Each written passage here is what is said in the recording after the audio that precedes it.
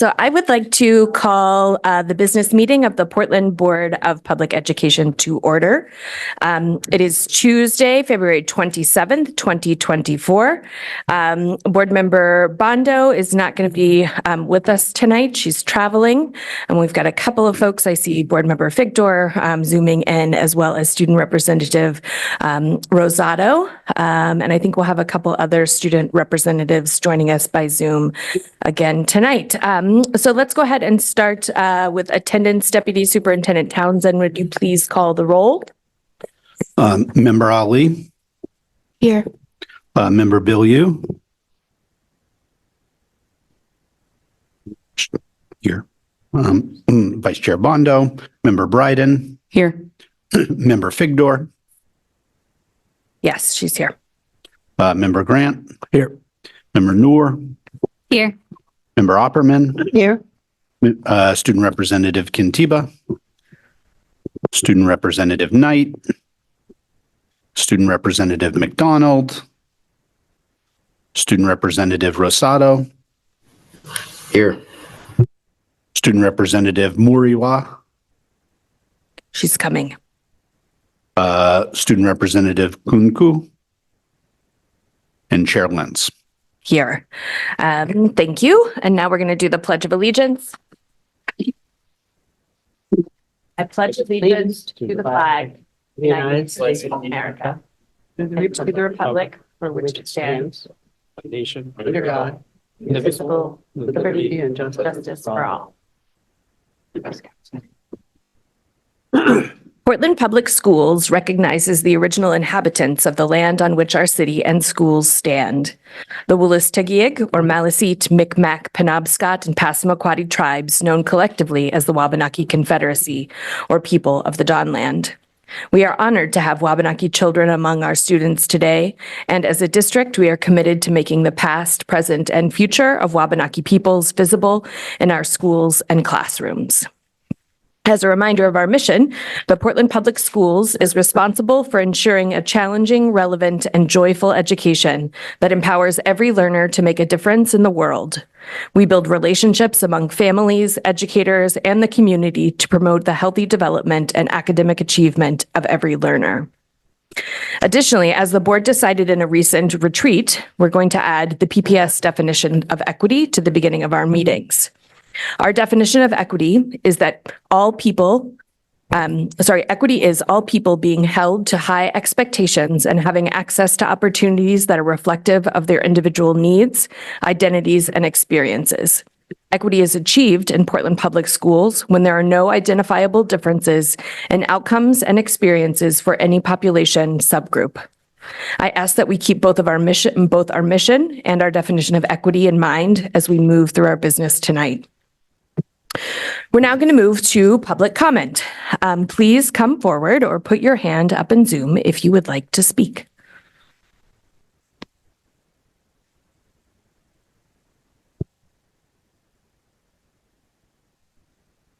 There's a bunch of guidelines I will go over if we do have someone here for public comment, but if not, I'm going to skip those. So I see no one here in person and no one online. So I'm going to close public comment. And now I'm going to move into my remarks. First, I would like to acknowledge the death of Nex Benedict, the 16-year-old non-binary student from Oklahoma that died after an altercation with classmates in their school's bathroom. While the details of their death are still being investigated, I wanted to take this opportunity to reaffirm our commitment to the safety and success of everyone in our district, including all of our LGBTQ+ staff and students. Across the country, we are seeing increased anti-LGBTQ+ sentiment, and we must acknowledge that this has an impact on our young people. We know there are practices, though, that we can put in place to protect and support this population. For instance, having strong policies in place to prevent harassment and bullying, enforcing Title IX policies, having LGBTQ+ student organizations and activities, and having adults that display care and acceptance for all gender identities significantly lowers the risk of depression and suicide and increases the overall well-being of students. If you or someone you know is being harassed or discriminated against because of their gender identity or sexuality, please tell a trusted adult in your school or use the form Students Speak Up on our website to report a concern. In a totally different vein, I have lots of really good news to share today. So first of all, I wanted to thank PATH students for preparing a meal for the board. Thank you. Delicious. Also, kindergarten registration opened this week. So it's time to register your kiddos if they will be going into kindergarten this fall. There's also an annual family survey that will be coming out through Reach My Teach about you and your child's experience in their school. So please keep a lookout for that. It's very quick and really helps inform our work. Also, we have Rock Around the World. It's not often that I get to display a poster for my announcements, but on Friday, April 7th, it's a celebration of music and dance from around the world. So please, you can get tickets on our website. Also, at the top of our website, when you go there, you can sign up to be part of a strategic plan focus group. I'm not sure if Superintendent, if you're going to give any updates on that, kind of where we've been, but we've been doing more focus groups over the course of the last few weeks, and there's still opportunities to sign up through the website. Our students are hard at work preparing for the Maine Drama Festival, including our student representative Riley Knight, who is not here tonight because they are at rehearsal. So good luck to everyone working on a one act, and those take place starting March 8th. Congratulations to the Lady Ram Dogs for winning the state championship in swimming. So cool. Congratulations. And I also just want to acknowledge the service of teacher and alumni Peter Gribben, who was the announcer for Portland, or who is still the announcer for Portland High School sports for over 55 years.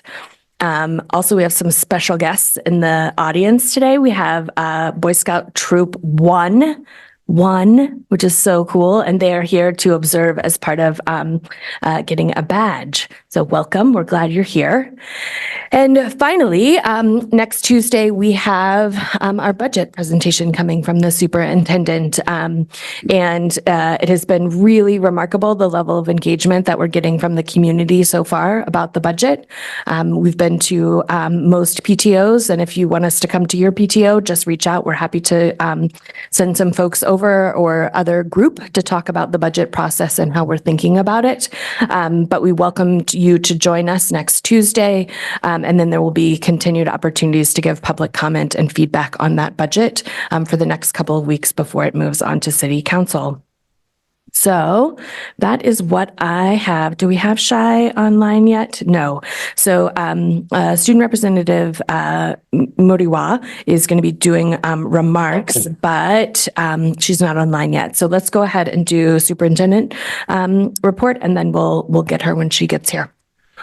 Great. Good evening, everyone. The majority of my comments tonight will sit in the area of progress monitoring and an update on Objective 2 and where we are at. Before we get there, though, I have a couple of pieces that I just want to do. And thank you to Board Chair Lentz for taking much of the thunder out of the positive announcements, but I'll try to swing through a couple of them. And so, Aaron, if you can go to the next slide. As we come to the end of Black History Month, I do want to recognize the work that is continuing in Portland to make sure that we are celebrating and acknowledging Black history throughout the year. This has included celebrations in different forms at our schools, including Joshua Hughes's performances at a number of schools. And we are leading some of the work in Maine around the development of African American Studies curriculum. This is in partnership with a group of Black education advisors. It's leveraging local Maine history.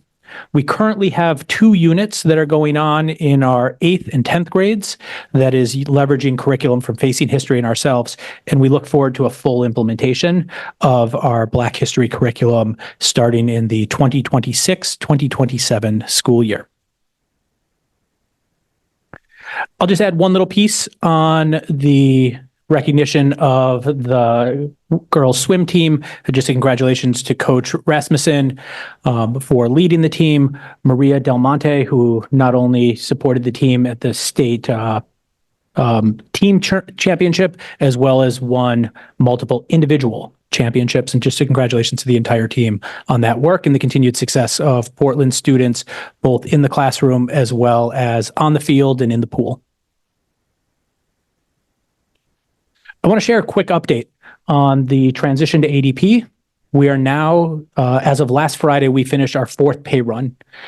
And I'm happy to say that we're in a good spot as we look back on that pay run. And so what you see on the left are 4 issues that were raised in the 2022-2023 school year of concerns around payroll. The first is around accruals. That is sick days, vacation days, personal days. All of those at this point have been updated in the system, and the system is running fine with that. And so happy to share that that is there.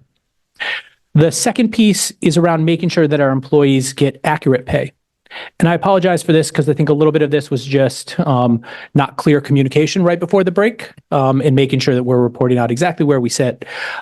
This past pay run on Friday, there were a total of 8 individuals that required any type of adjustment in pay, a total of 8. That is less than 0.5%.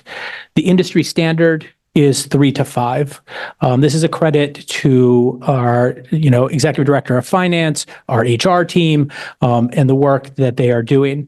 Of those 8 issues, I just want to share, because it actually gets smaller when you look at the specific issues. 6 of them were substitute teachers where they entered their days after we pulled them for the pay run. They have since been paid. It's Tuesday. They have since been paid for what was a paycheck on Friday. So a very quick turnaround. There was one error on the finance team where we made a simple pay error, again, corrected. And there was one employee that we know of so far that worked today, but did not enter the time. And so did not get paid for it and has since been corrected. And so just wanted to put this out there and to share where we are at to make sure that folks have the information. Part of this is that when we, and I say this for the board, is when we report out on tickets and the total number of tickets, we are painting as broad a landscape as is possible about any challenges that an employee may experience. And they range from a simple employee error, like forgetting to log time, to having a question. And so it is not meant to indicate that 80 to 90 people don't get paid. But in fact, as you can see here, it was quite a successful run this last week. And I think a sign that we are over the initial learning curve that existed. And we will continue to report out. So we're not going to put up a mission accomplished, but we'll continue to report out on exactly where we're at. The third issue that I want to share an update on is for what we're calling here our non-pension retirements. If you think back to last year, there were employees that had 403Bs and other types of voluntary retirement, similar to a retirement account where they are invested in the stock market. And during the challenges of payroll last year, those payments did not necessarily go to their financial institution in a timely manner. One of the things with our MOU that we had with our unions and is also a common practice with the IRS is that there were both penalties as well as lost interest that had to be paid. So if you should have gotten your money in your retirement account in October, but instead you got it in December, you lost out on 2 months of opportunity to earn market interest. Those payments, as you can imagine, can be actually very complex to calculate because it depends on each individual and exactly when the money was deposited in the account. But that money went out on Monday. And so at this point, that is all caught up. The last is Maine PERS. We have contracted with Barry Dunn, and they have communicated to us that they are working in partnership with Maine PERS. We're actually fortunate that Barry Dunn is both supporting us and works with Maine PERS, and so is the logical partner for this. But they are working with both of us, and they anticipate that that work will be completed this March, and so in the next month. And so we should be able to not be looking backwards, but to truly be looking forwards on where we are at with this. The last slide before I'll stop and take a couple of questions and before we transition to the progress monitoring is tonight we have the opportunity to look at our strategic initiatives in 2 ways. And I just want to differentiate between the 2 ways for a minute. So as part of the superintendent comments, Deputy Superintendent Townsend and the academic team and our equity team will be sharing out progress monitoring. They're going to be sharing an update on progress to date for school year initiatives. These are things that the board identified that they asked us to focus on in September during a retreat. There are times where we are going to be on track and we are off track. But tonight when we're presenting, we're going to be sharing an update on that. We're not going to be sharing within the progress monitoring what the strategic plan will be around this. And we're really trying to differentiate that because the strategic plan is done in a different way. It's done with a small number of initiatives each year. And each of those initiatives go through a design phase, an implement phase, and then a monitor phase. Sorry, I'm missing an R there. And so they go through those phases.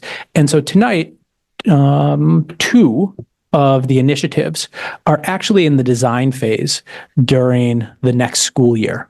And so those will be things that when we actually get to the strategic initiative and the focus group that we're going to run at the end of this board meeting, we'll be able to talk about that. But when they're doing the progress monitoring, they'll be presenting out on year to date. And so I say that because you may find that there's a little bit of a hanging chad in this conversation where you're asking about where are things this year and where are we seeing progress and where do we have work to do? And we may say, here's where we're at now. And what we're doing next, we still need to design. We still need to develop. We need to take the time to do that well and thoughtfully. And we're doing that on purpose, one, to make sure that we're really committed to initiatives that stick for the long term. And we're doing it based on research-based best practices and not just a need to answer in the moment where we're at. And so that's why there's a full year on this and not just a moment in the conversation tonight. And so I say that just as you prepare for progress monitoring first, and then the strategic plan focus group at the end of this meeting. Board Chair, if it is all right with you, I'd love to pause if there's any questions for me, and then we will go to progress monitoring. Yeah. Board Member Bryden. Thank you, Chair. I don't have a question per se, but I did just want to take a moment. The slide with the current status and success of the ADP transition and the other components to that slide, it's just such good news. And I just wanted to express my gratitude to you and the finance team and everybody and all the hard work that went into getting us to the point where we are right now. So thank you. Yeah, really credit to the team. I just get to sit up here. Board Member Opperman. Ditto. I know how hard they've been working, and I've seen them working, and so I think everyone appreciates it. Thank you. Any other questions or comments from the board? Hold on. I think there's a Zoom one. Yes, Student Representative Rosado. Yeah, so I have one question about something that was on the fourth slide. Could you give an explanation on what Maine PERS is? I've never heard of it before. Yes, completely. So I think it's fair to say the majority of our employees are in a pension plan that is for educators and city employees, and the name of that is Maine PERS. And so it is a pension plan. And so the reason we're distinguishing between the pension plan and the one above it is that we do have some employees that are not in the pension plan, and they are in what feels like more of a traditional retirement account or a 401k or a 403b, depending on what industry you're in.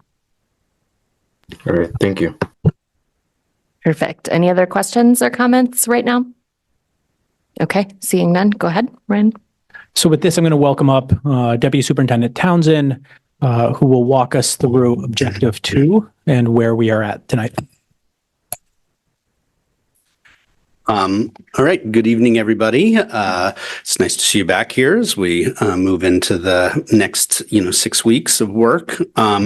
So I'll be joined tonight by a number of colleagues, and so honored to have them here with us to help share the work that they've been leading. So you'll hear shortly from Matthew Powers, our Director of Data and Analytics, Jesse Applegate, our Director of Student Services, and Caitlin Miller, our Assistant Director of Student Support Services.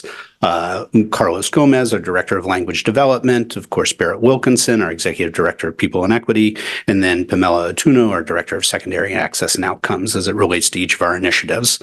So I'll just do a brief introduction to kind of frame where we're at with this overall objective, and again, reorient, recognize this is the first time for some of our board members kind of getting oriented to some of these initiatives. So we'll try and build a little bit of context and background. And so what we'll do is, our process tonight will work through, do our presentations around each of the initiatives, and then kind of come back to say, okay, were there any questions about initiative 2.1? And this language will kind of become more familiar. The first one, any questions about the second one? Any questions about the third? Okay, so we'll move through the presentation kind of seamlessly, I'm sure, but track any questions, and we'll come back to them initiative by initiative. So just a reminder, the superintendent referred to this, just our process around kind of setting objectives and kind of intentionality about our work and how we monitor that. These objectives were set in September, as was just acknowledged. Ongoing work daily, right, through the departments and through the leadership of the folks you'll hear from this evening around kind of trying to advance that. We engage at the cabinet level to do a review and then bring it forward here a couple times a year, and I'll reference that in a minute, just for kind of public report out on the status of that work. So this year we have 4 overarching objectives that we set as kind of the framework for our work this year. So the first one, we are one team with common goals, mission, and values. The second, which is what we'll be reporting out on tonight, is focused on kind of growing our capacity as a system to ensure the achievement of all students, starting with our historically marginalized students. So each of the initiatives here is designed in one way or another to ensure we have capacity at the system level to make sure all students are achieving. The objective 3 is one, and this will be coming up here later in March, where we're really thinking about kind of the teaching and learning work and the experience day to day in the classroom. So the 2 initiatives under there focus on our literacy implementation this year and launch, as well as some of our school culture work. So, as we move through the conversation today, we'll be talking at a little more of a systems level and some capacity building, as opposed to the kind of day to day in the classroom. That'll really come when we talk about objective 3 on March 19th. And then the 4th was focused on our kind of organizational coherence, our systems, the efficiency and kind of the documentation of all that. So we have, you can see the schedule of coming up through the spring when we'll do the reporting out on that. Okay. So let's jump in to objective 2. So I'm happy to report that we've made, significant progress over the last quarter in each of the initiatives, including moving, one of our initiatives from in our first report out at risk to on track, and you'll hear more about that from Mr. Gomez in just a little bit, of now already exceeding our kind of targets for the number of educators we have participating in some of the pilot ESOL credentialing kind of opportunities. So we're excited about that. And even within the context of the ones where obviously we still have concerns, there's been, really a significant amount of work by both our central team and schools teams to kind of move this stuff forward. And really, these are 2 significant areas for us organizationally that we're kind of building our way out of. And I think as the superintendent, reflected on as we get to the strategic plan conversation, places where those things are kind of extending in terms of initiatives that are currently being considered as priorities for year 1. So you'll hear a little bit about that context, but kind of the designation, masks a little bit of kind of some of the tremendous progress that's also happened at the same time. But we recognize we still have significant work to go. So thus the framing there. So to begin, I would like to invite up Matthew Powers, our Director of Data and Analytics, to lead us in the update on Objective 2.1, developing a data system to monitor progress and inform interventions at the student, subgroup, school, and district level.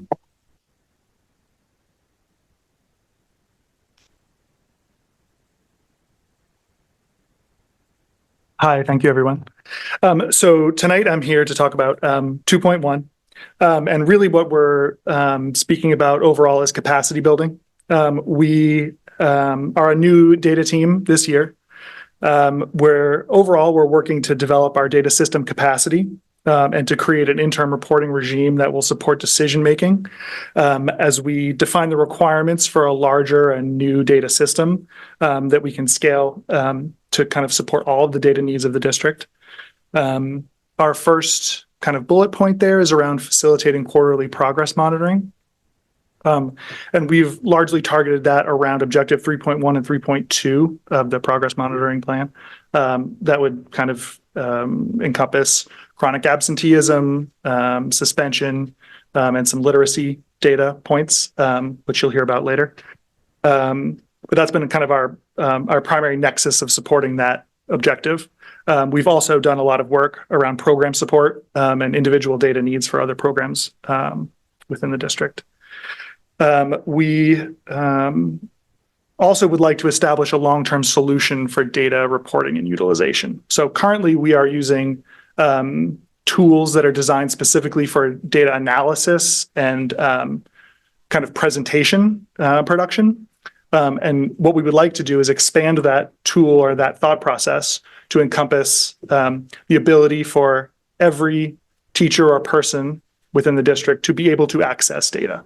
So we currently don't have that capacity. And the long-term reporting solution would be a way to provide data availability at the school and teacher specific level. So we can talk about that a little bit more. But we really want to expand our data reporting and data availability specifically at the school level. So that's really where we're headed. So we have done a lot this year, up to this point in this year.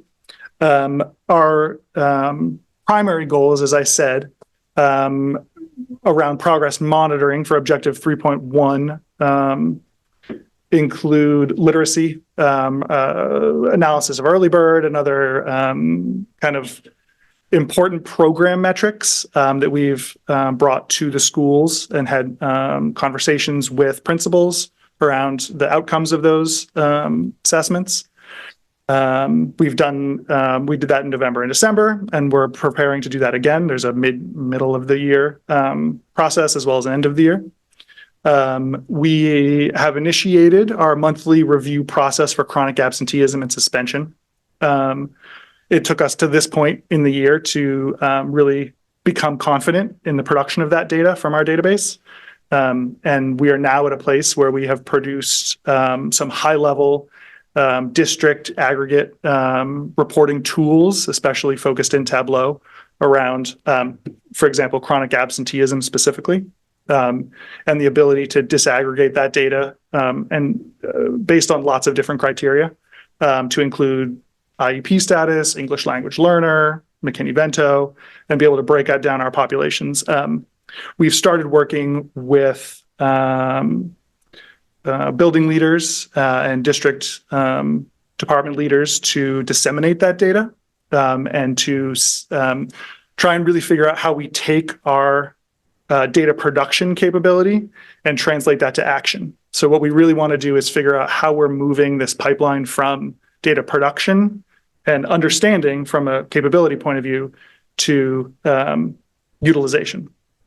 And so we mark this objective at risk because really I think that's where we're going to struggle and where we need to really do some development over the next couple months is around how we are building systems and processes for work groups at schools to dive into chronic absenteeism and how each individual site is responding to that data.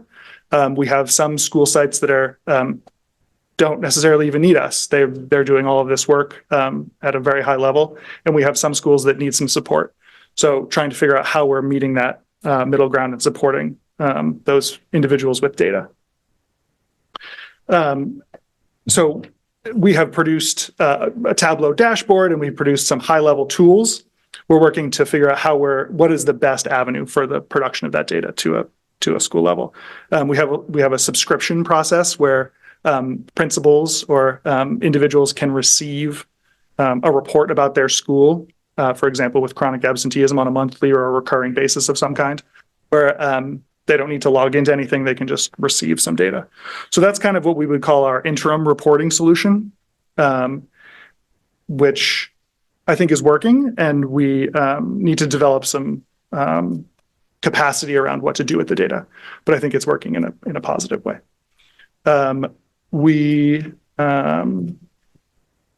also are moving towards how we have a long-term, robust data solution, and what a long-term capacity would look like. We've drafted our overall system needs assessment for that system, whatever that will look like eventually, hopefully, what we would need out of that system, and how that will inform what the data is used for ultimately. We started kind of searching for who would be a good vendor or what that process may look like. Ideally, we would like a system that can roster students to a teacher, and so that a teacher could see their class and then have the ability to look at every student and know exactly in one place, not just attendance and grades and behavior, which a lot of schools are doing well, kind of combining that information, but also housing assessment data and any other piece of information in one place that is a low barrier of entry for that teacher, so that they can see at a glance everything we know about that student.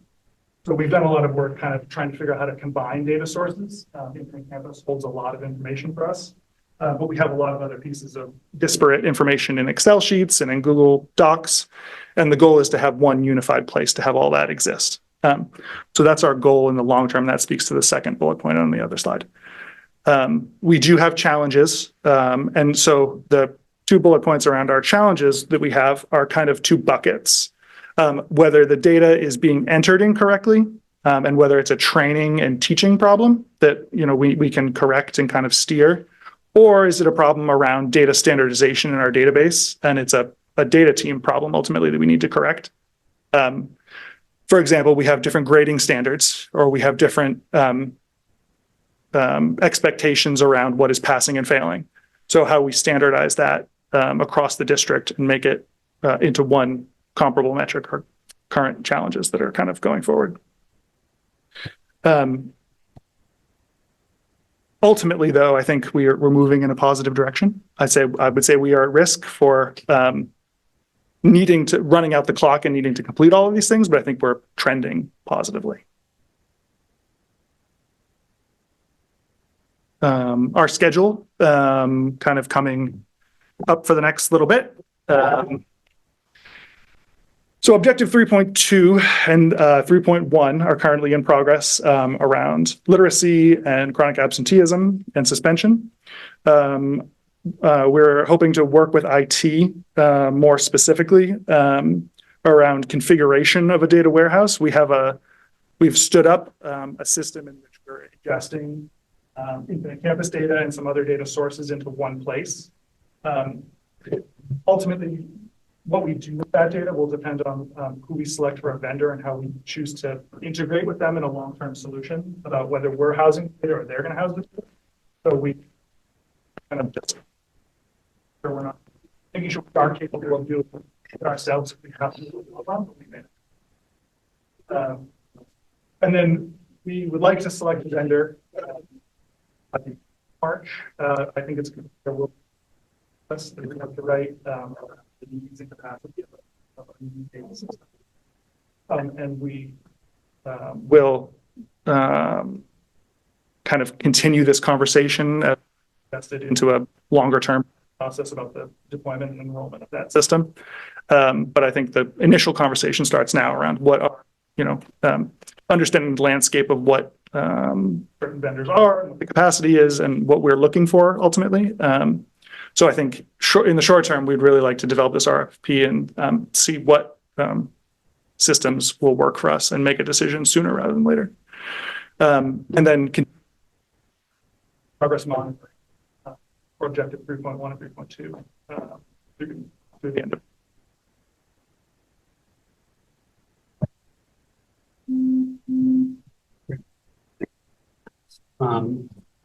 That's the update on our kind of progress and data. A lot of this is still really around building, around the use of data. So you heard that some in Matt's report where we have places where there is some capacity, others where we're continuing to grow that so that as the data now becomes available, right, it's helping to turn into kind of action. So increasing coaching around that. We have up with and around it. So I did now to have stuff to be able to put in folks' hands to push that conversation. So now we're going to move to objective 2.2 around focus on kind of our service delivery model around our specialized programs. So I'd like to invite Jesse Applegate as well as. And I think we're actually having a microphone issue, so let's double check with Henry to see if there's anything we need to do.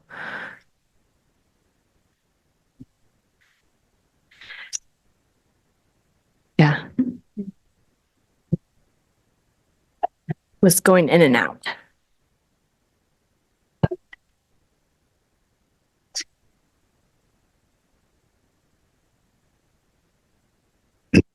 Maybe Oh, there it is. sometimes. Sometimes.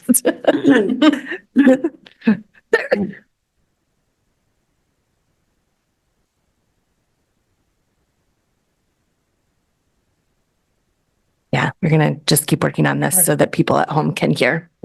Hello. Yeah, I'll stop you if it stops working. How about that? Okay. Well, you'll be not stopping me, but stopping my fabulous colleagues, Jesse Applegate, Director of Student Services, and then going to be joined by Caitlin Miller, our Assistant Director and Student Support Services focused on specialized programs. So Jesse and Caitlin.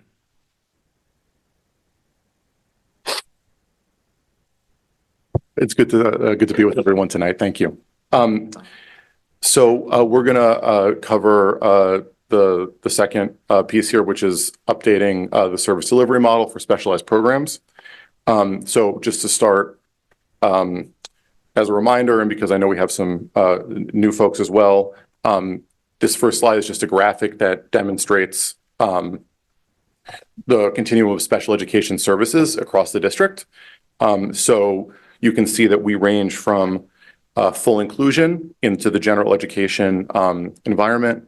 Students are there almost all the time and receiving services there, to the resource level, which is students who still spend the majority of their time in general education but receive some services, pulled out of that setting. To then we get to the specialized programs, which will be our focus of conversation today. We have three programs. We have the Beach program, which serves students with significant behavioral and functional needs related to autism.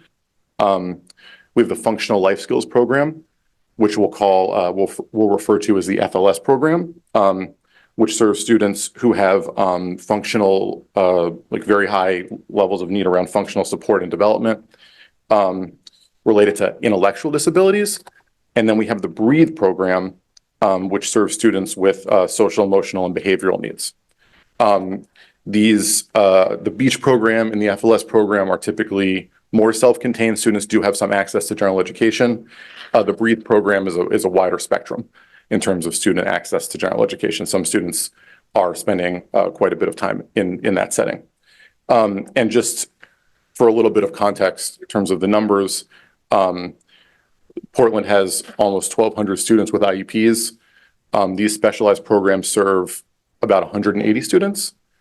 And then that last piece there is about 40 students who we serve what we call out of district in special purpose private schools, because the level of need there is not something we can service even with our specialized programs. And so we provide students the opportunity to go to those schools.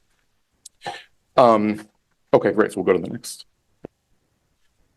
So just for some context on, before we're going to talk about current state, but just for some context here, I want to just share a bit about the challenges over the last few years around running these programs. So, starting with, we had, of course, the schools, students were not in schools in the spring of 2020 for COVID. And we had the hybrid year in 2020-21.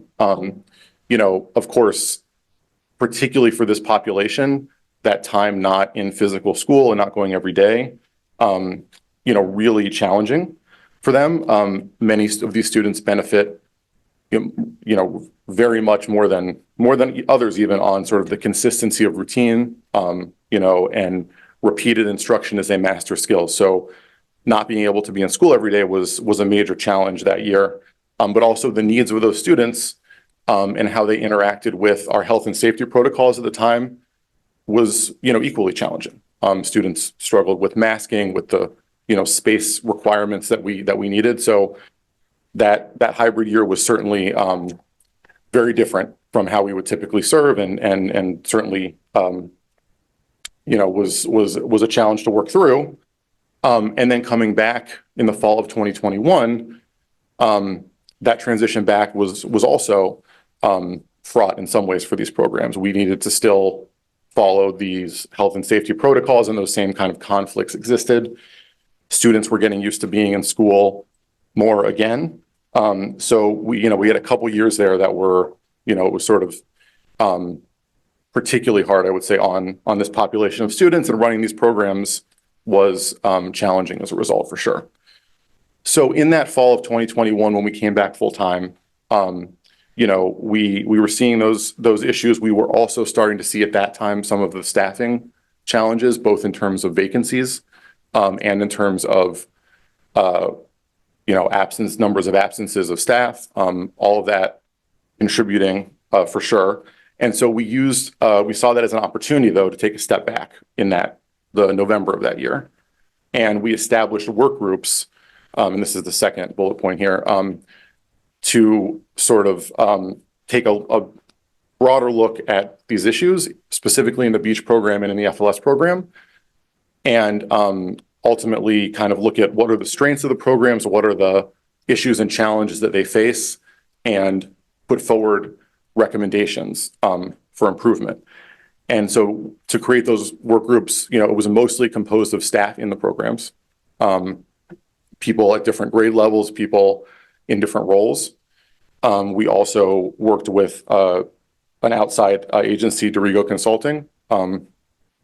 They collaborated with us to kind of run those groups.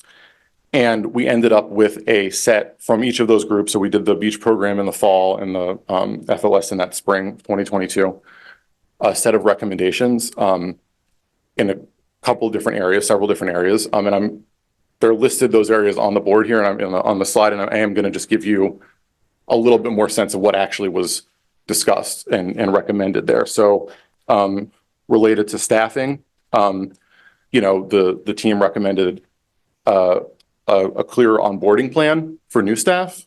They also recommended, of course, staffing models that would provide appropriate support to students and allow for the flexibility given the needs of the students, flexible scheduling, as well as provide the time that these staff need to do other responsibilities, like, for example, team planning time. So sort of evaluating our existing staffing models and looking to see if there were changes we would want to make. We recommended changes to the administrative management of the programs, meaning sort of the oversight of the programs. And two areas of focus there were sort of the teams, both the students and the staff, I would say, sort of their integration into the school community. Were they part of the school, and how could we administer it such that they were more engaged in that way? And then also the in-person support that those kind of programs really need, especially when it comes to like day-to-day challenges, having in-person administration supporting those programs. That was another big need that was recommended. We talked about and recommended that we get established consistent processes around how we determine that a program would be an appropriate placement for a student, as well as how we determine when a student might be ready to move out of a program, maybe to a less restrictive placement. What are our, can we have consistent policies and procedures around that? And then with curriculum, curriculum, I would say, encompassed a whole range of not just the academic curriculum, but also how are we setting like sort of clear expectations for learning progression for students around functional needs, around social emotional needs, academics as well. And then also alignment on best practices in areas like, IEP goal writing, data collection, behavior support planning, all those things, more alignment and consistency throughout programs. And then the last thing was professional development.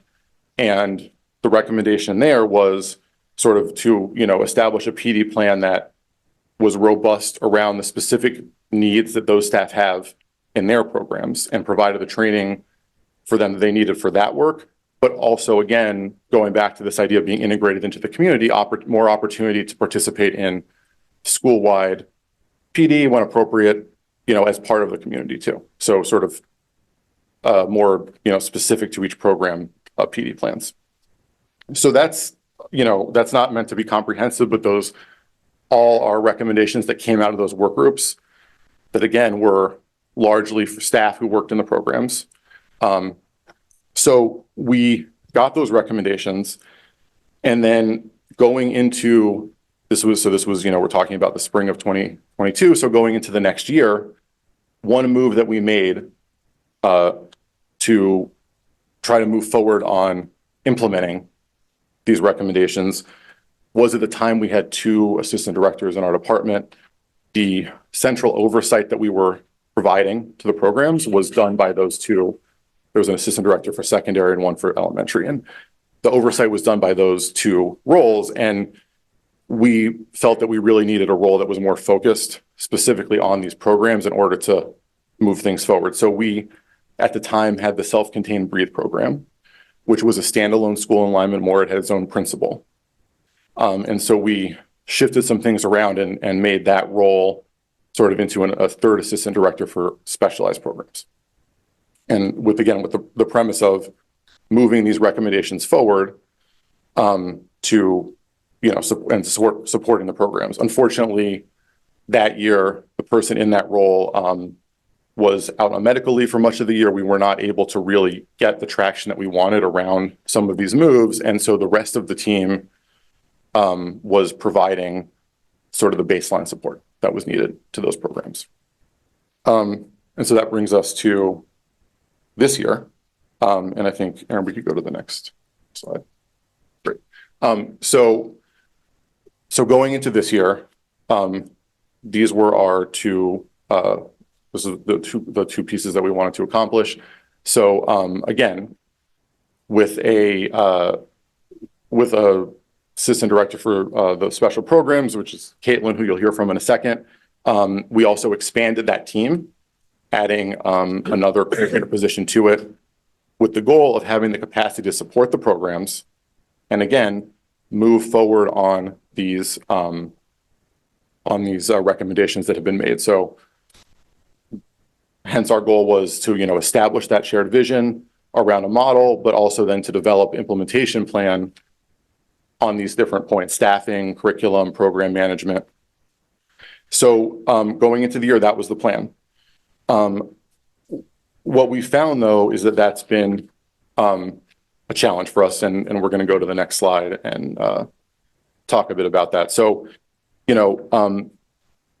right now we are off track on this, and the reason that we're off track is because we continue to be challenged with the program management. Even with the expanded central team, the team's capacity is focused largely on sort of the immediate acute needs of the programs and the day-to-day management of the programs, and not on the recommendations that we and solutions that we had wanted to implement.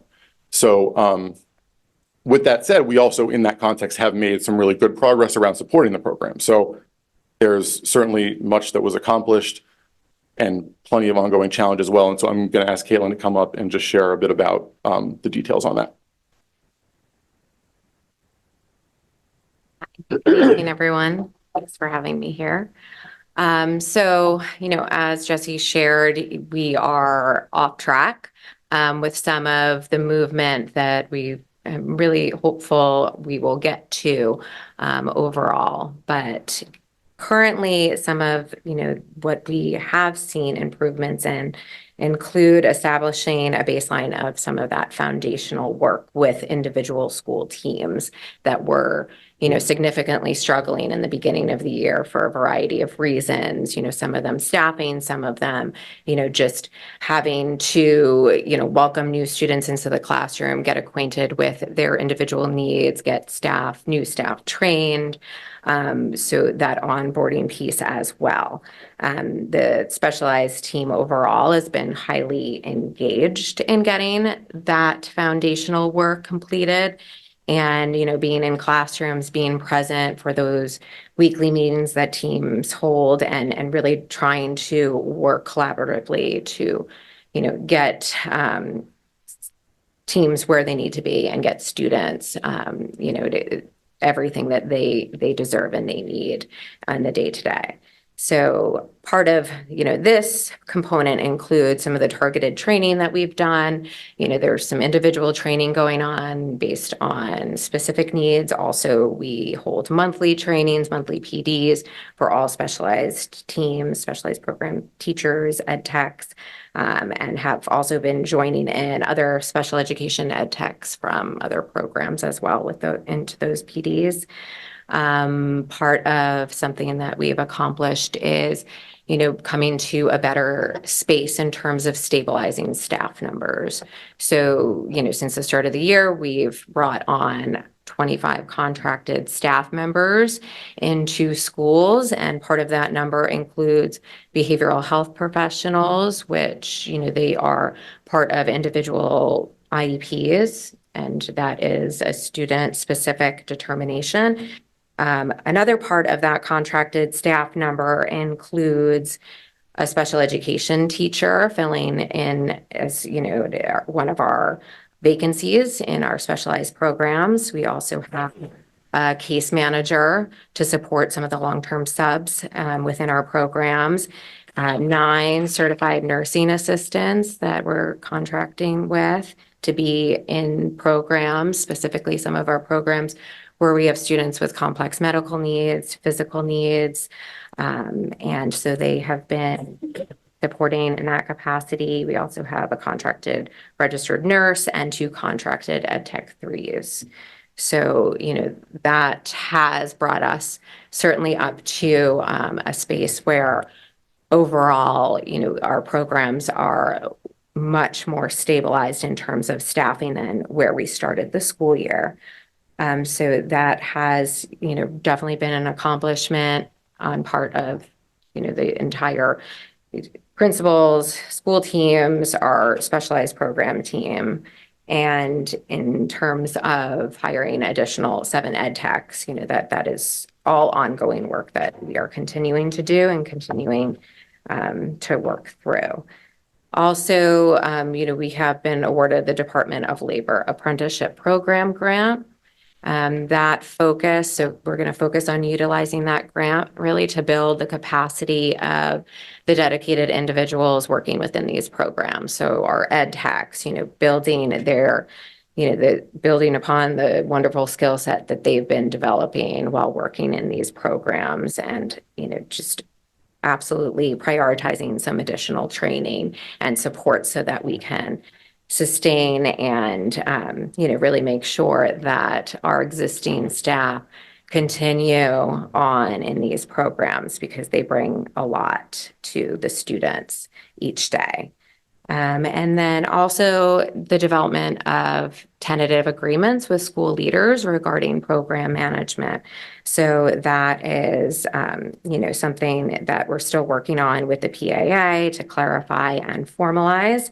And we really anticipate and expect that we're moving towards a model of greater school-based management, more on-site support for some of these programs, because, as we know, these are wonderful, wonderful programs, and they service students with some of the most significant and complex needs.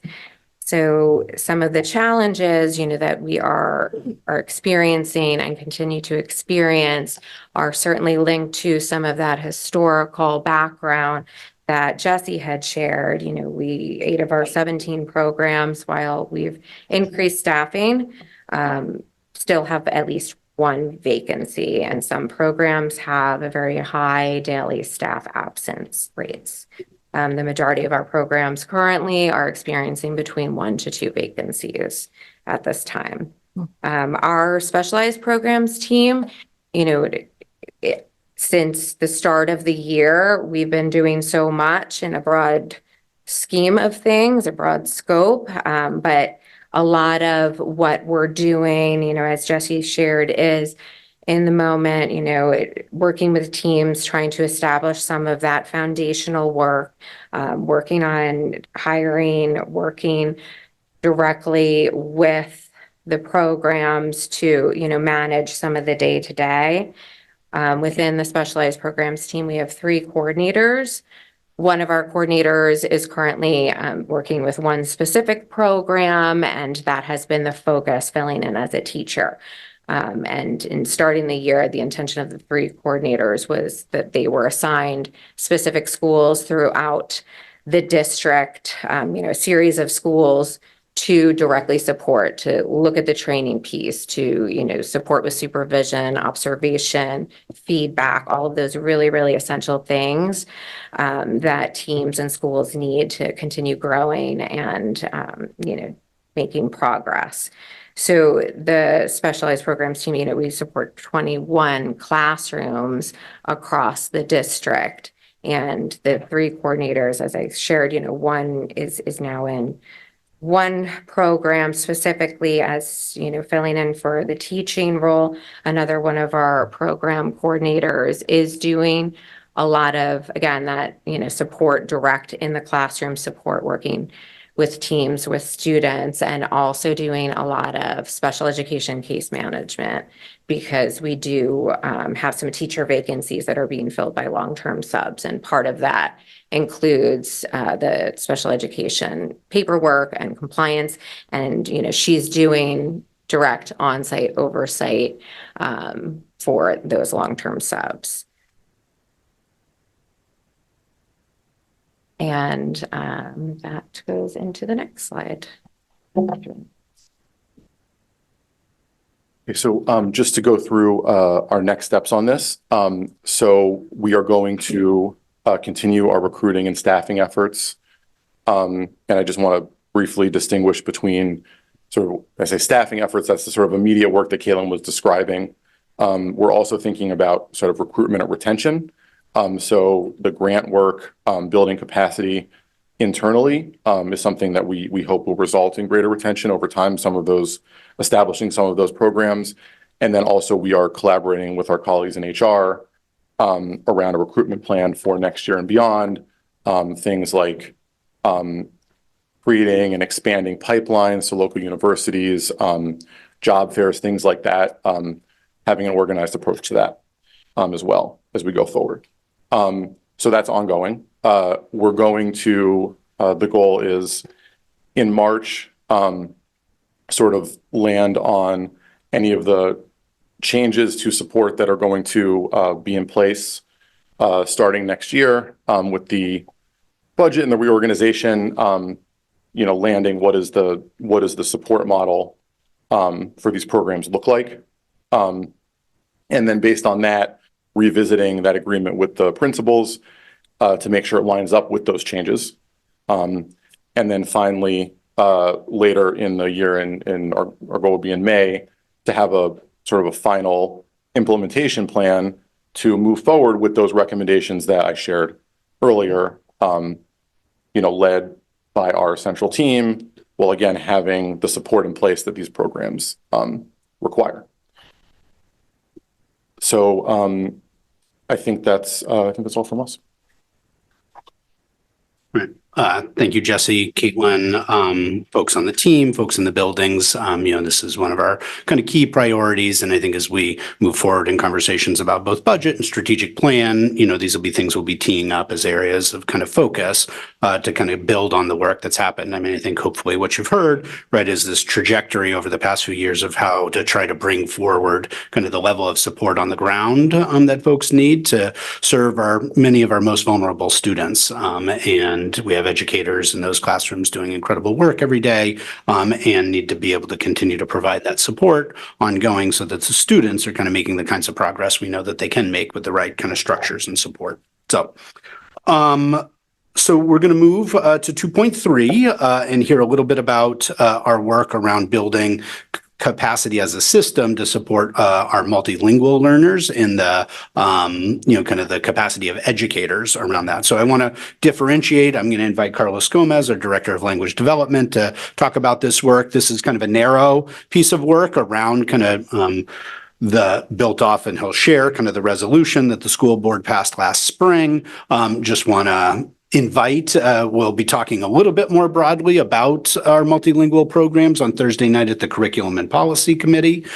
We have a focus on multilingual programs, looking at our policy kind of related to that, and then kind of going deep on what's called the LAU plan, which really governs how we organize and kind of monitor that. So really programs about English language development, curriculum instruction, and things like that really will be kind of part of the discussion on Thursday. Tonight's kind of focused on this narrow piece around how do we kind of build the capacity of educators across our system, not just English language development teachers, but all educators to effectively serve multilingual learners. So just wanted to offer that differentiation and invitation. Thursday, 5:30 on Zoom. It's always a good time for policy and curriculum. We'll be diving in deeper. So, Carlos. Thank you, Aaron. Good afternoon, good evening, good morning. Not sure what it is right now, but we are at the 2.3, so midpoint of our 2.5 presentation. So I'll start with just reminding everyone that differentiation and scaffolding are key instructional strategies for all teachers to employ with their students, especially for our multilingual learners who are developing their English language. Research supports that differentiation and scaffolding are important components of teacher development programs and professional development for all teachers. As Aaron mentioned, our district's LAU plan, which was updated in 2020, is a roadmap to ensure that all of our multilingual learners develop English and have equitable access to all aspects of our Portland Public Schools educational program. Among the various sections of that LAU plan, which includes everything from identifying multilingual learners, teaching and assessing them, communicating with multilingual families, monitoring students' individual progress, and our overall programmatic progress, the LAU plan calls for all teachers to be teachers of the academic language of their grade level and or content area. So a reminder that in this past June, 2023, after the pandemic and after a steady increase in our multilingual population, this school board passed a resolution to ensure that all of our educators in Portland schools are equipped or credentialed to work with multilingual learners, not just our ESOL teachers who have a full 5-course ESOL endorsement. So my portion of the presentation this evening is to give you an update on our progress towards that objective of implementing the school board resolution from last June, which in part states, build our general educators' capacity to implement highly effective instructional strategies and classroom practices for all multilingual learners. So we'll move on to the next slide, please. So during this first year, which is a pilot year, where we are developing and trying out several pathways to credentialing our PPS educators. Some of those pathways include asynchronous learning modules, such as Elevation Strategies, which is a total of 34 one-hour-long modules. So if you did them all, it would be 34 hours. Did the math on that. as well as the WIDA training modules, which involves our English language development standards and highlights comprehensible input, scaffolds and differentiation to increase student discourse, opportunities to read, write, listen, and speak in all those 4 domains. And that asynchronous module gives you an assessment and a certificate or a badge at the end of it. Other research-based training programs include SIOP, or the Sheltered Instruction Observation Protocol training, which I'll explain in a few moments, but that is anything from a half-day to a 4-day training on all aspects of high-leverage principles for teaching multilingual learners. And that is available for salary, contact hours, and CEUs in some cases. Another potential pathway that we're piloting with some of our educators is the traditional college course, which can count towards the full 660 endorsement. So we are collecting feedback as we pilot these. And ultimately, our goal is to deliver a 3-year plan to credential our Portland Public School educators to implement those highly effective instructional strategies through one of these pathways. So on the next slide, this gives you an example, represents one of the courses that several of our PPS educators have taken. A full 660 endorsement, which is one of the pathways, would require 5 graduate level classes. Some of those classes are listed below and include courses such as methods for teaching multilingual learners, reading and writing for multilingual learners, curriculum and assessment for multilingual learners, equity, inclusion, and family engagement for multilingual learners, as well as others. So that just gives you a sense of what one of these courses would entail. That would be a traditional 45-hour, 3-credit course. I would add at this point that currently we have had about 53 educators participate in some of these courses. So I'll talk a little bit more on that on the next slide. Although, yeah, accomplishments. Here we go. So here we're on track. That's good news. And some of the accomplishments, just to highlight a few, is that we have spoken to other districts that have had similar initiatives, and we're learning from them. And in some cases, the lessons that they've learned, the good news is that we have been considering and have been on track for building into our plan. Some of those lessons include, working closely with administrators to raise their knowledge in this field, create incentives for educators, work with local higher education institutions, phase in various populations of educators on the way to getting the whole teaching force and all the educators in the district credentialed to work with multilingual learners. We have filled 52% of our targeted ESOL courses at mostly Maine, Farmington, and USM. So we've set aside about 102 spots. 53 of those spots have been filled.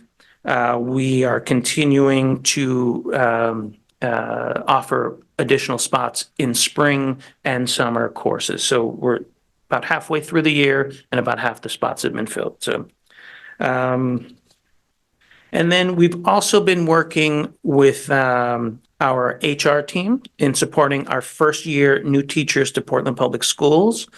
So after an orientation to Elevation, which is a platform that we use here in Portland and many other school districts around the country use with multilingual learners. So after a brief orientation to the platform in the summer and fall, we piloted various elevation strategy modules in January, followed them up with teacher implementation in the classroom of those strategies with their students, and then invited teachers to form professional learning communities in early February and bring sample student work to those discussions. So they were in groups of 3, sharing a scaffold that they learned about on elevation strategies.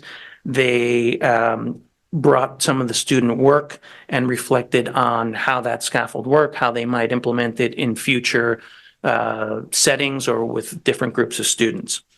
Some of the challenges that we're facing have to do with integrating these instructional strategies that work for multilingual learners and dovetailing them with other strategic plan objectives and align on their timing. So, for example, I mentioned SIOP, the Sheltered Instruction Observation Protocol. It's a research-based protocol, instructional protocol that can be used in any class and across all content areas and with any curricula. Calls for effective teaching that includes setting clear language goals, having comprehensible input, building background knowledge of our students, in making sure that all students are engaged in discourse and interacting with peers,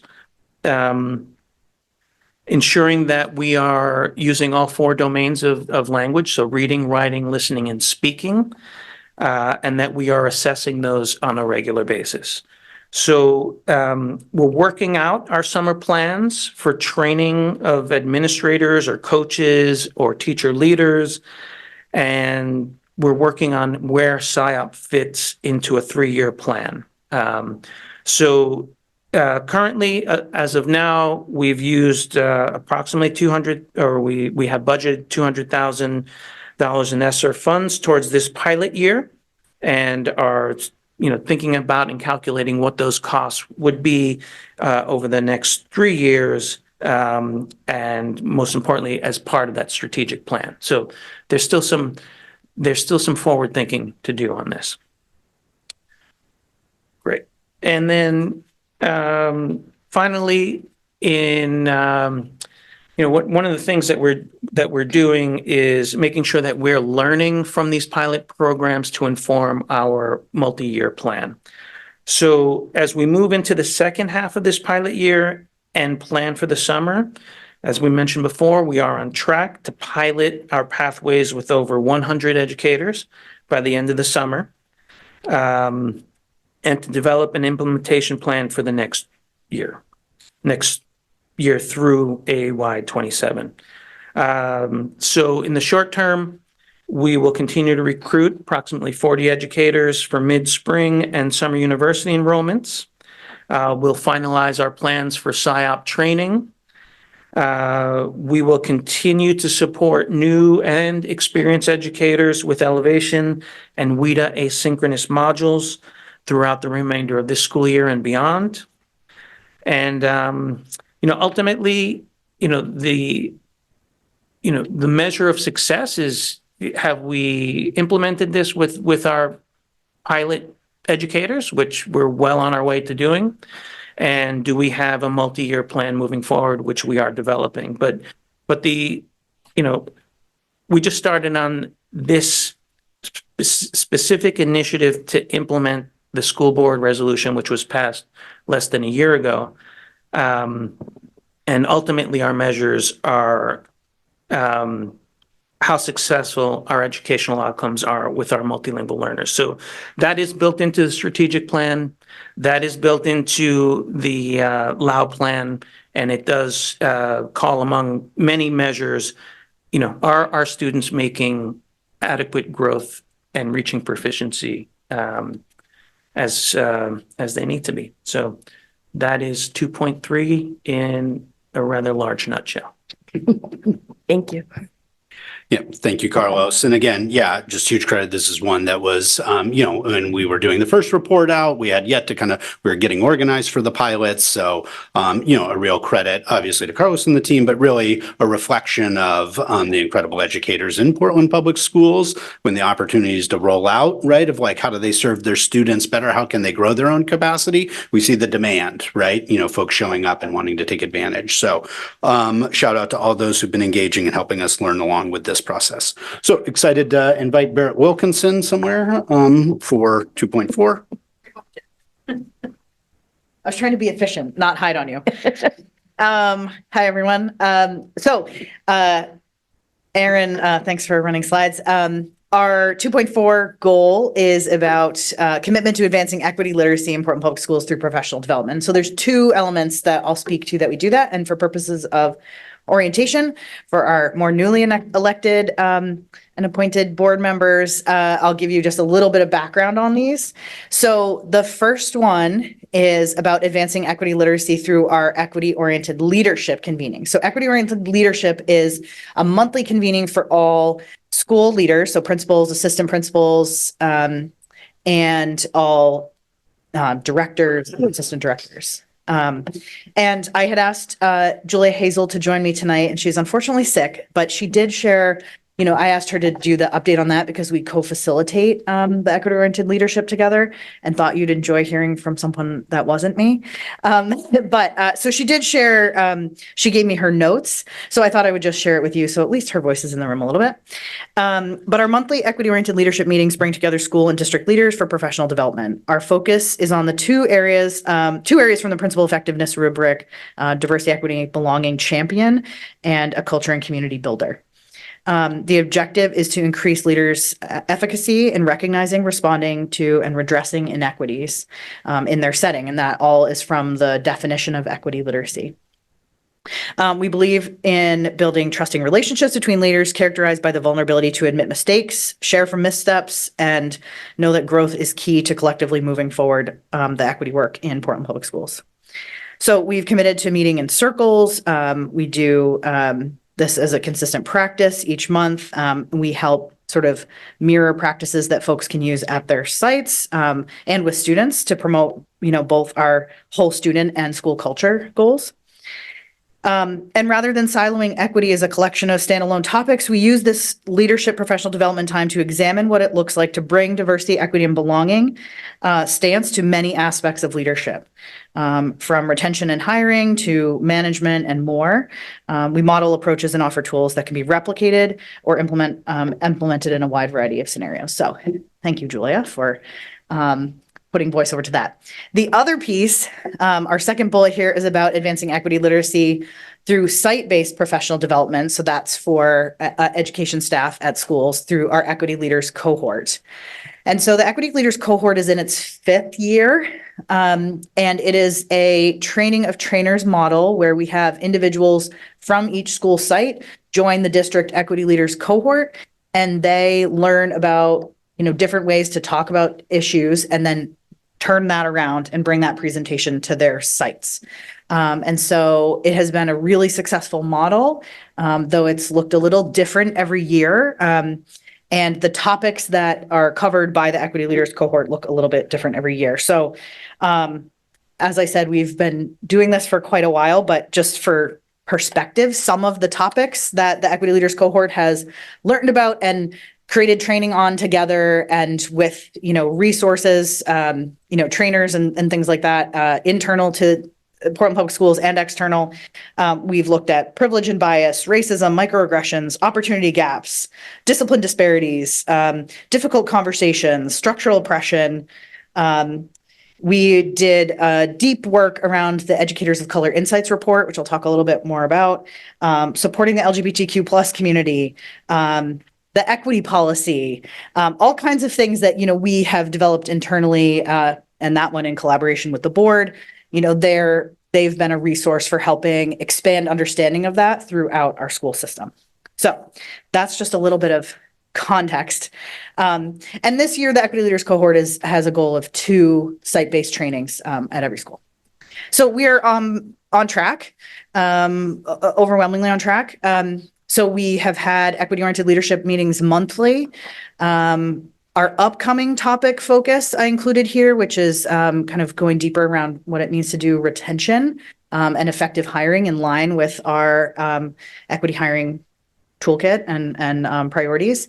Working around our TNTP Insight Survey, which is the annual all-staff survey that comes up in March.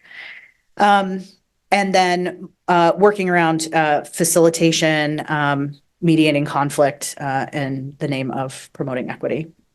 And as for the equity leaders cohort, also meets monthly. We've already launched the first topic. The first topic was understanding and supporting students with special education designation, which we did work closely with Jesse and his team to build the professional development for that, because we really wanted to help. There was a need to really have a conversation about what are the needs for our special education students and how can we better support them, and what does the whole system need to know about that? And so that was the first topic. Our second topic is focused on the Educators of Color Insights Report, which we did just over 2 years ago. And we did a very robust rollout of that research and report and the resulting recommendations. And so we felt it was definitely time to revisit the Educators of Color Insights Report. And so we've done that first with leaders through the equity-oriented leadership, and now we're doing that with the equity leaders cohort that will roll out through schools. And I apologize, I had in my hand copies of it to bring to you, so I'll bring them next board meeting just for you to have the printed copy, which is kind of nice. So I'll bring those next time. But I meant to bring those to you.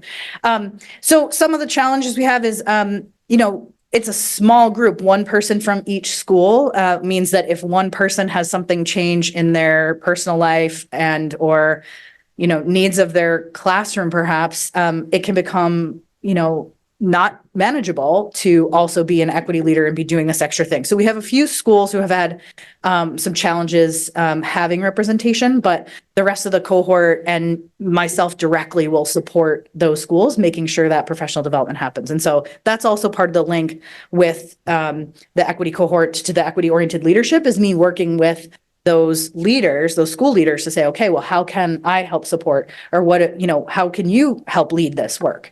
And that is going pretty well. So it really is a few, I think it's 3, that, we'll just need some additional support there.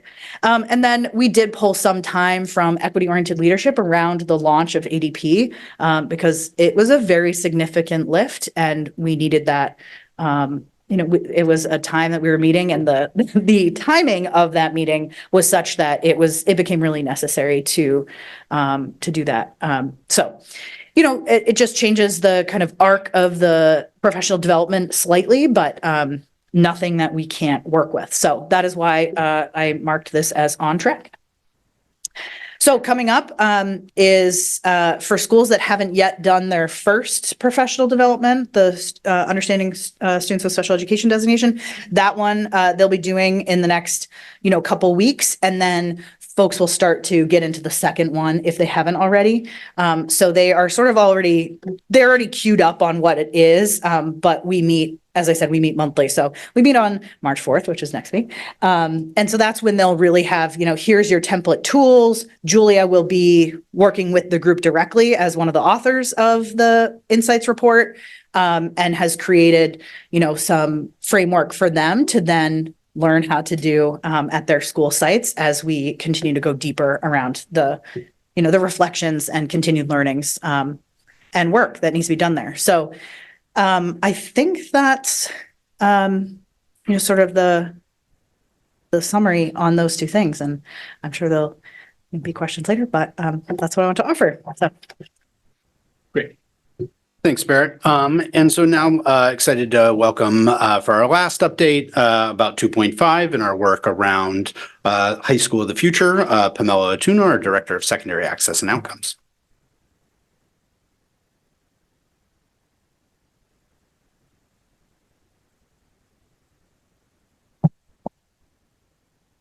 Hi, everyone. I'm getting to lean. Okay. So I just wanted to just share with you that the history and context, first of all, because we have new people, but also for those that have been here, it'd be really nice to just remind ourselves of how we got to this place. And feel free to, I guess you can't ask questions till the end, but I'll be happy to answer them. So this all started last fall. The school board passed a resolution, which really directed the superintendent to develop a plan for alignment for our high schools. And just to kind of go through that, so within that resolution, there are really 4 tasks that we were charged to do, right? One was to, first of all, limit disparity amongst in enrollment within our high schools. So there have been years where Deering has a lot more students select and go there versus Portland. Then over time, right, that flip-flops. So it was to balance that out for equity purposes and to make sure resources were equitably allocated. And so right, we moved forward and did away with school choice and went with school preference to try to balance that. The other thing was to really have a system-wide vision put in place. And with that system-wide vision, also a theory of action. So a vision for where we're moving towards, and then how do we get there as well. And in doing that, we put together a design team. A high school design team last year was tasked with creating that vision and then creating that roadmap of how we get there. The other thing that in the resolution it called out was to create consistency in programming across all of our schools for our students. And so to do that, we, given that it was our first year and just in terms of what we could manage, we put together 2 work groups. The first was a grade 9 work group, which really looked at how do we support students as they transition from 8th grade to high school. And what are the supports that need to be in place and really strengthen those structures and the teaming structures within 9th grade as well.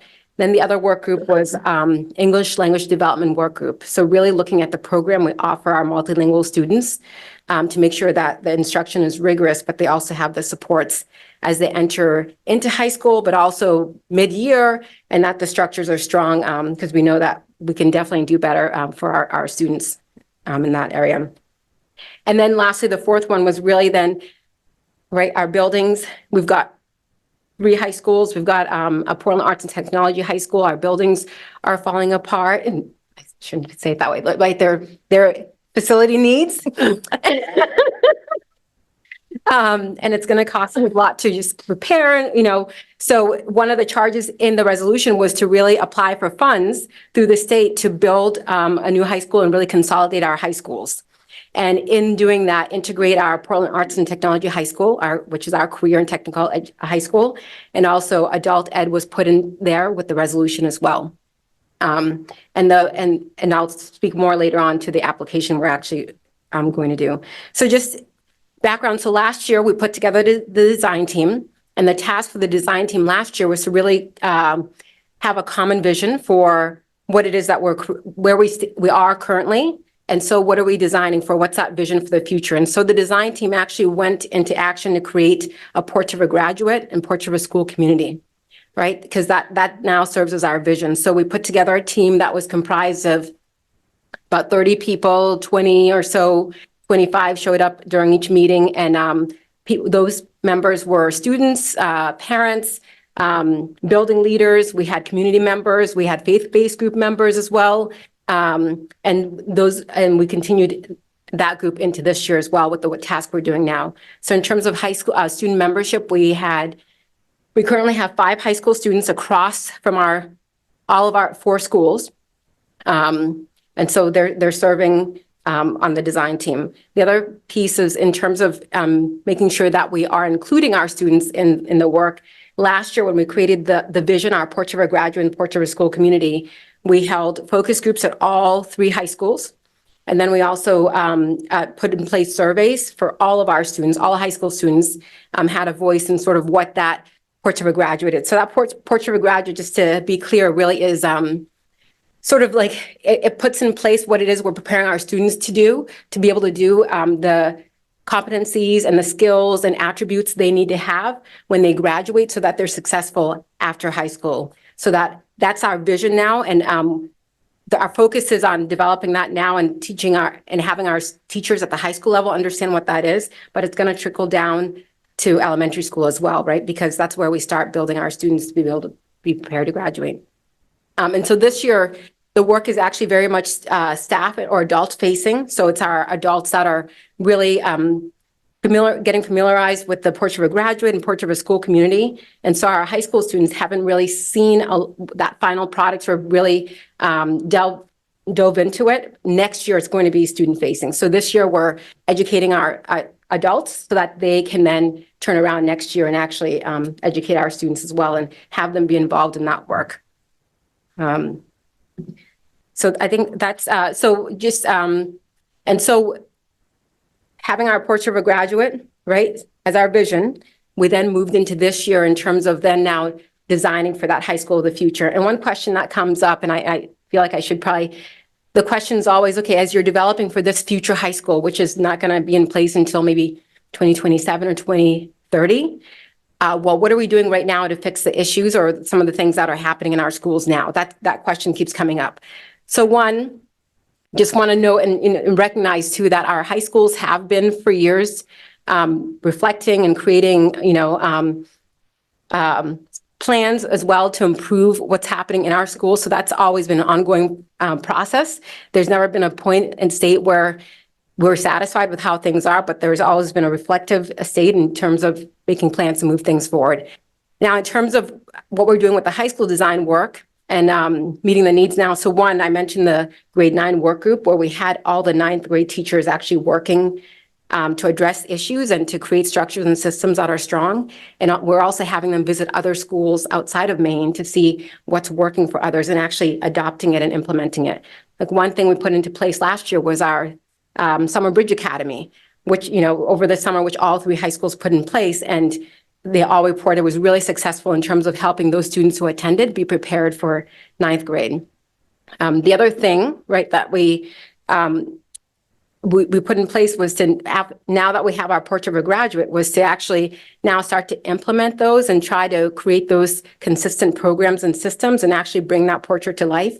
So this year we have all of our high school educators, from classroom teachers to social workers, special education teachers, all coming together to do professional development and actually look at the Portrait of a Graduate and either one, look at how do we create strong assessments, right? And look at student work and get aligned on that. So we have exemplar assessments and student work and really working to collaborate. And teachers have really reported that it's really nice to be in the same room together, sharing work.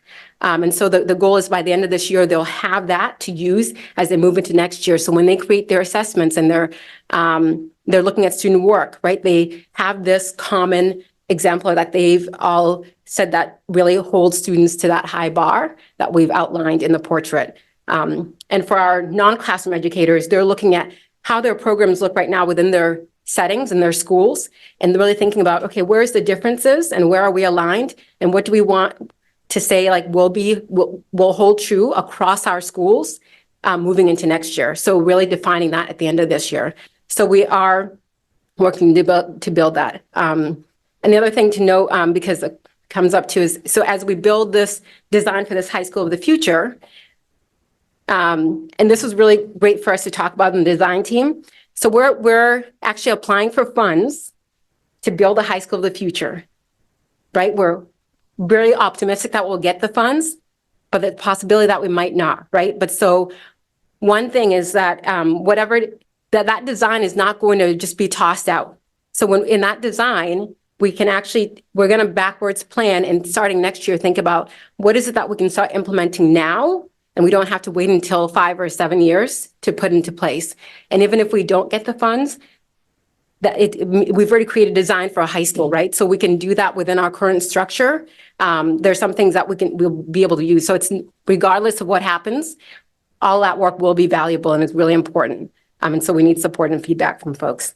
So that's sort of the background there. So my update here is really just on that process where we are in that design, high school of the future. So by June 2024, the goal is that we will have, we're going to have that design in place for that integrated consolidated high school facility. And one question I think that comes up is it says facility, but then if you look at the next slide, you've got these different buildings here. So when in the term facility, it's really just talking about one high school, right? That high school, right, is really one school that's on one campus or just one school. It's not 3 different schools. So that could be multiple buildings broken up into academies, or it could just be one building. But the idea is that it's one school and not 3 different schools as we have now. And so just thinking about what that terminology actually means. And so this image here actually is, is just to give people an idea of what could possibly be in place. Because initially when we started talking about one high school, the fear from people was one giant high school, like kids are going to not be known. They're going to get lost. Right? We talk a lot about being seen, known, and heard, and having supports in place. And so this is, there's different models out there, right? We've seen different models outside of the state of Maine as well, where we can build a school. It's within our control to sort of design a school where kids are known, and there's different ways to do that. So whether it's in having academies where kids have pathway, they choose the academy based on their pathway and their desire for what they want to learn or achieve after high school, or it's whether it's by houses, similar to what middle schools have right now, right? There's so we can divide kids up by houses so that they're in smaller groups within one high school. And so this is just an image to give people an idea. It's not exhaustive at all. A list of options. There's a lot more out there, but it's just to get us thinking about what is possible. So we are on track, right? Right now. So we rolled out a communication plan, which outlined how we're going to communicate this not only internally, but also to the public. And in doing that, we created a slide deck that you've all, I believe, seen. And there was also a newsletter that went out to staff. And so that's been launched and everyone has seen this now. And then we had our leaders, our high school principals, including our Pat's director and our executive director for adult ed, go to a leadership retreat where they were really talking about how to manage resistance to change, which was really impactful. And it happened actually right before they came back and then presented the slide deck to their staff. So it was nice and timely. And thus far, we've conducted 3 visits to high schools outside of Maine. The principals did one when they were on their retreat, and we have others lined up still for this year. And I'm really excited to say that 4 of our 5 students on the design team will be attending the visit to Manchester High School in Connecticut, which is amazing. I'm very excited about that. And then we also have, so we have visits coming up. We also have communication and outreach happening as well. We've drafted, been working with our adult ed team. One thing that came up last time I was here is how's adult ed fitting into this? Are we still keeping them in, and how are we going to include them? So, I've been working with them. We've drafted sort of possibilities of how to integrate adult ed. And so we're going to shortly actually present to the design team that draft and have them give feedback on it. So that's very exciting. We also have, in this integration, our post-secondary institutions will be part of this work. And our SMCC leaders and our USM leaders actually, they met together. So they're collaborating now together and thinking about how to support us and partner up with us in this work. They attend all of our meetings as well. So we have representation from those folks, and they're very excited to work with us. And we've also solicited proposals from architects for this construction. And I guess just, I think I skipped over a little bit. So an update is that when we first started talking about this, there was only one application we're going in for, right, for this integrated consolidated high school. But as you know, we have 2 options now. There's the major construction fund, and there's the integrated consolidated high school fund. So we're applying for both of those. The major construction fund is the first one where we're, and whatever school, if as one of our schools is selected, we're going to move forward with this plan for the high school of the future. So we're not going to drop it. So whichever bucket, like our names pulled out of, our names pulled out of, we're going to move forward with this plan.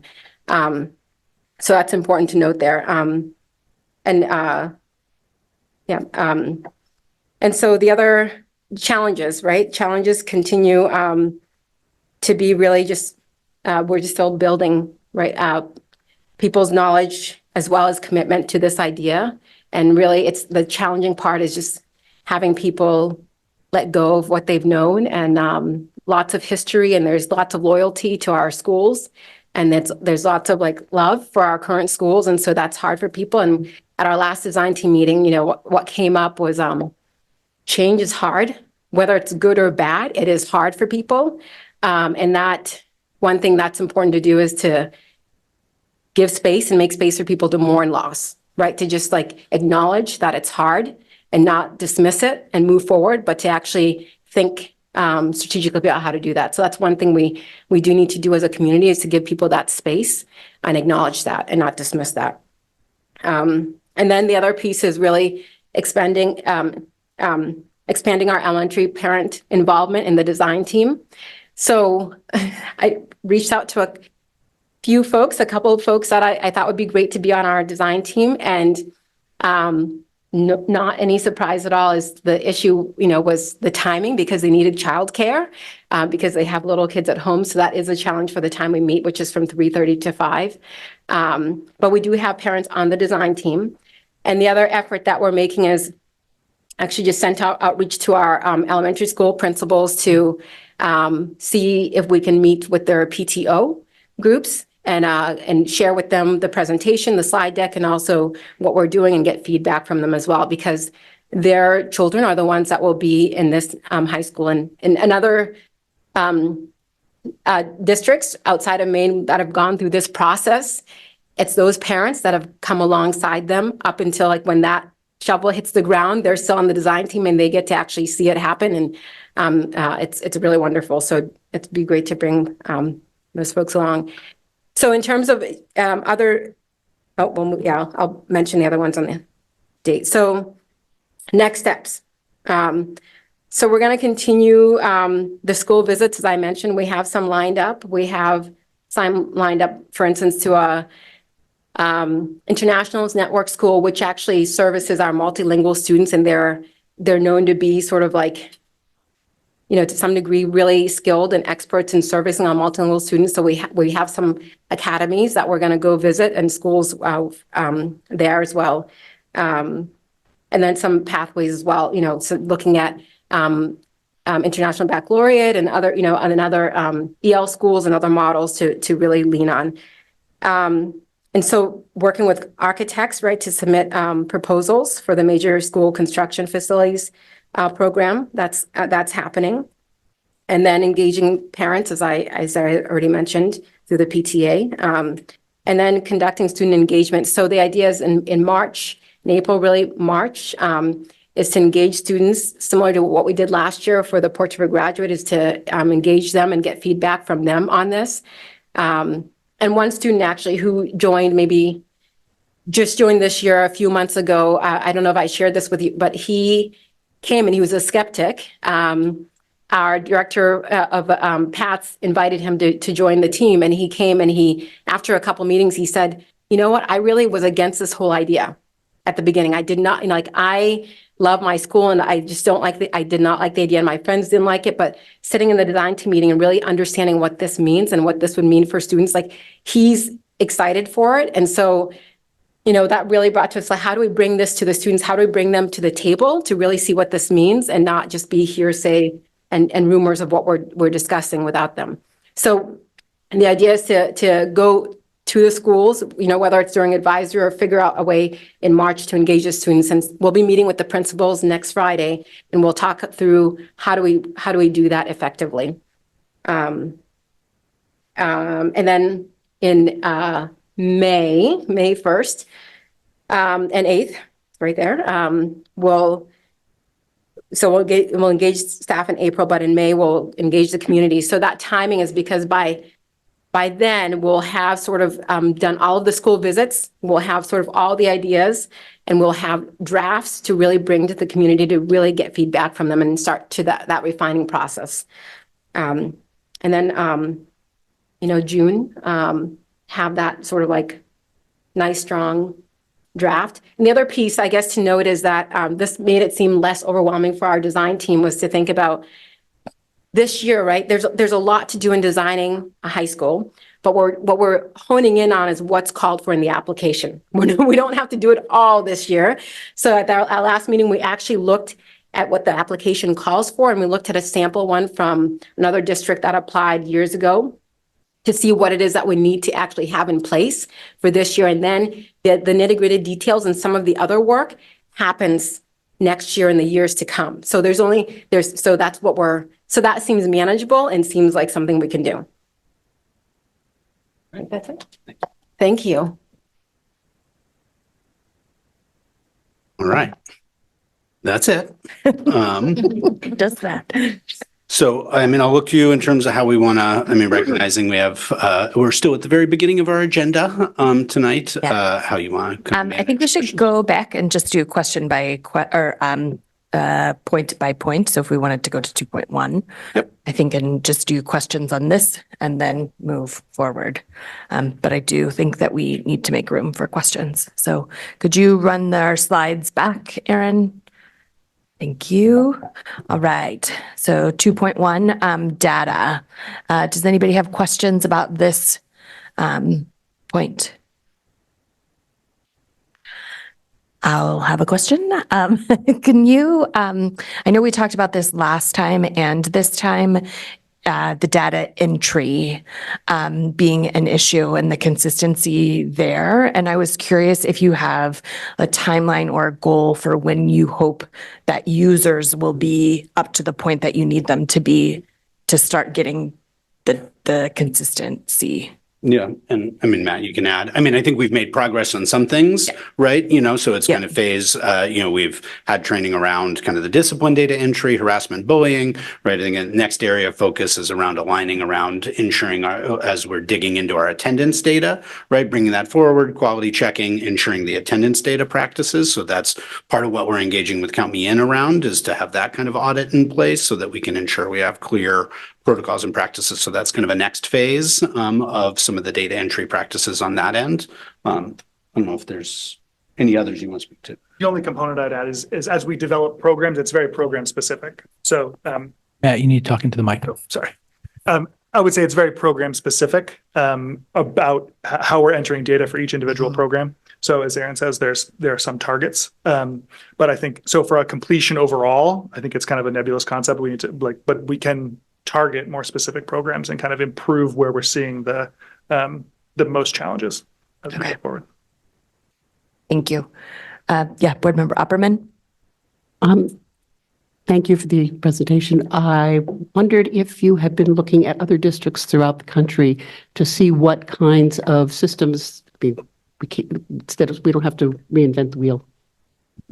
Yeah, that's part of the process of kind of doing research and getting recommendations and cultivating, a number of us have experience in other systems to be able to identify what works, what hasn't, and other ideas as we're thinking about our needs. So have we No, talked we're to not. anybody else yet?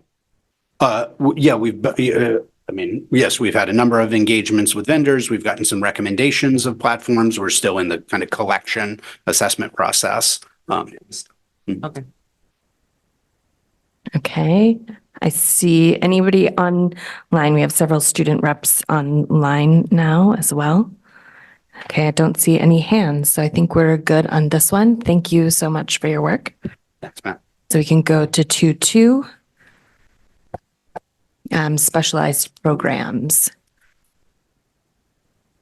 Yes, Board Member Bryden. Thank you, Chair. Okay, so let's see. I want to acknowledge, how difficult all this work is, and thank you for sharing all that context. On the slide with, yes, that one, thank you. Where it says 25 contracted staff members. I want to understand that phrase, contracted staff members. Do we mean like a teacher is subject to a contract as part of it? So we're talking about like something that's different? Could we better understand what that? Sure. Yeah. So when we say contracted, we mean someone that we hire from, they work for a, outside agency. Like a temp or some sort of agency. Like, yeah. right, Okay. that kind of thing. Yes. Okay. There's different variations, but that sort of thing. I don't can maybe in a couple sentences, maybe some context around why it's that model versus the traditional hiring model for those roles and what some of the trade-offs might be. Well, we're doing it largely as a matter of expediency because we have vacancies that need to be covered, and we have a couple agencies that we can work with to find qualified people to fill in. So it's certainly not what we see as our basic model. It's an expediency piece for the most part. Yeah. Okay. But so it's in the accomplishment section just because you have people there. Yeah, qualified people there, skilled qualified people there. Yeah. Cool. Thank you for explaining that part. My other question, or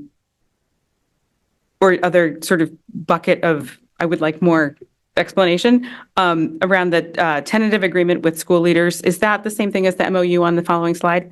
Yeah.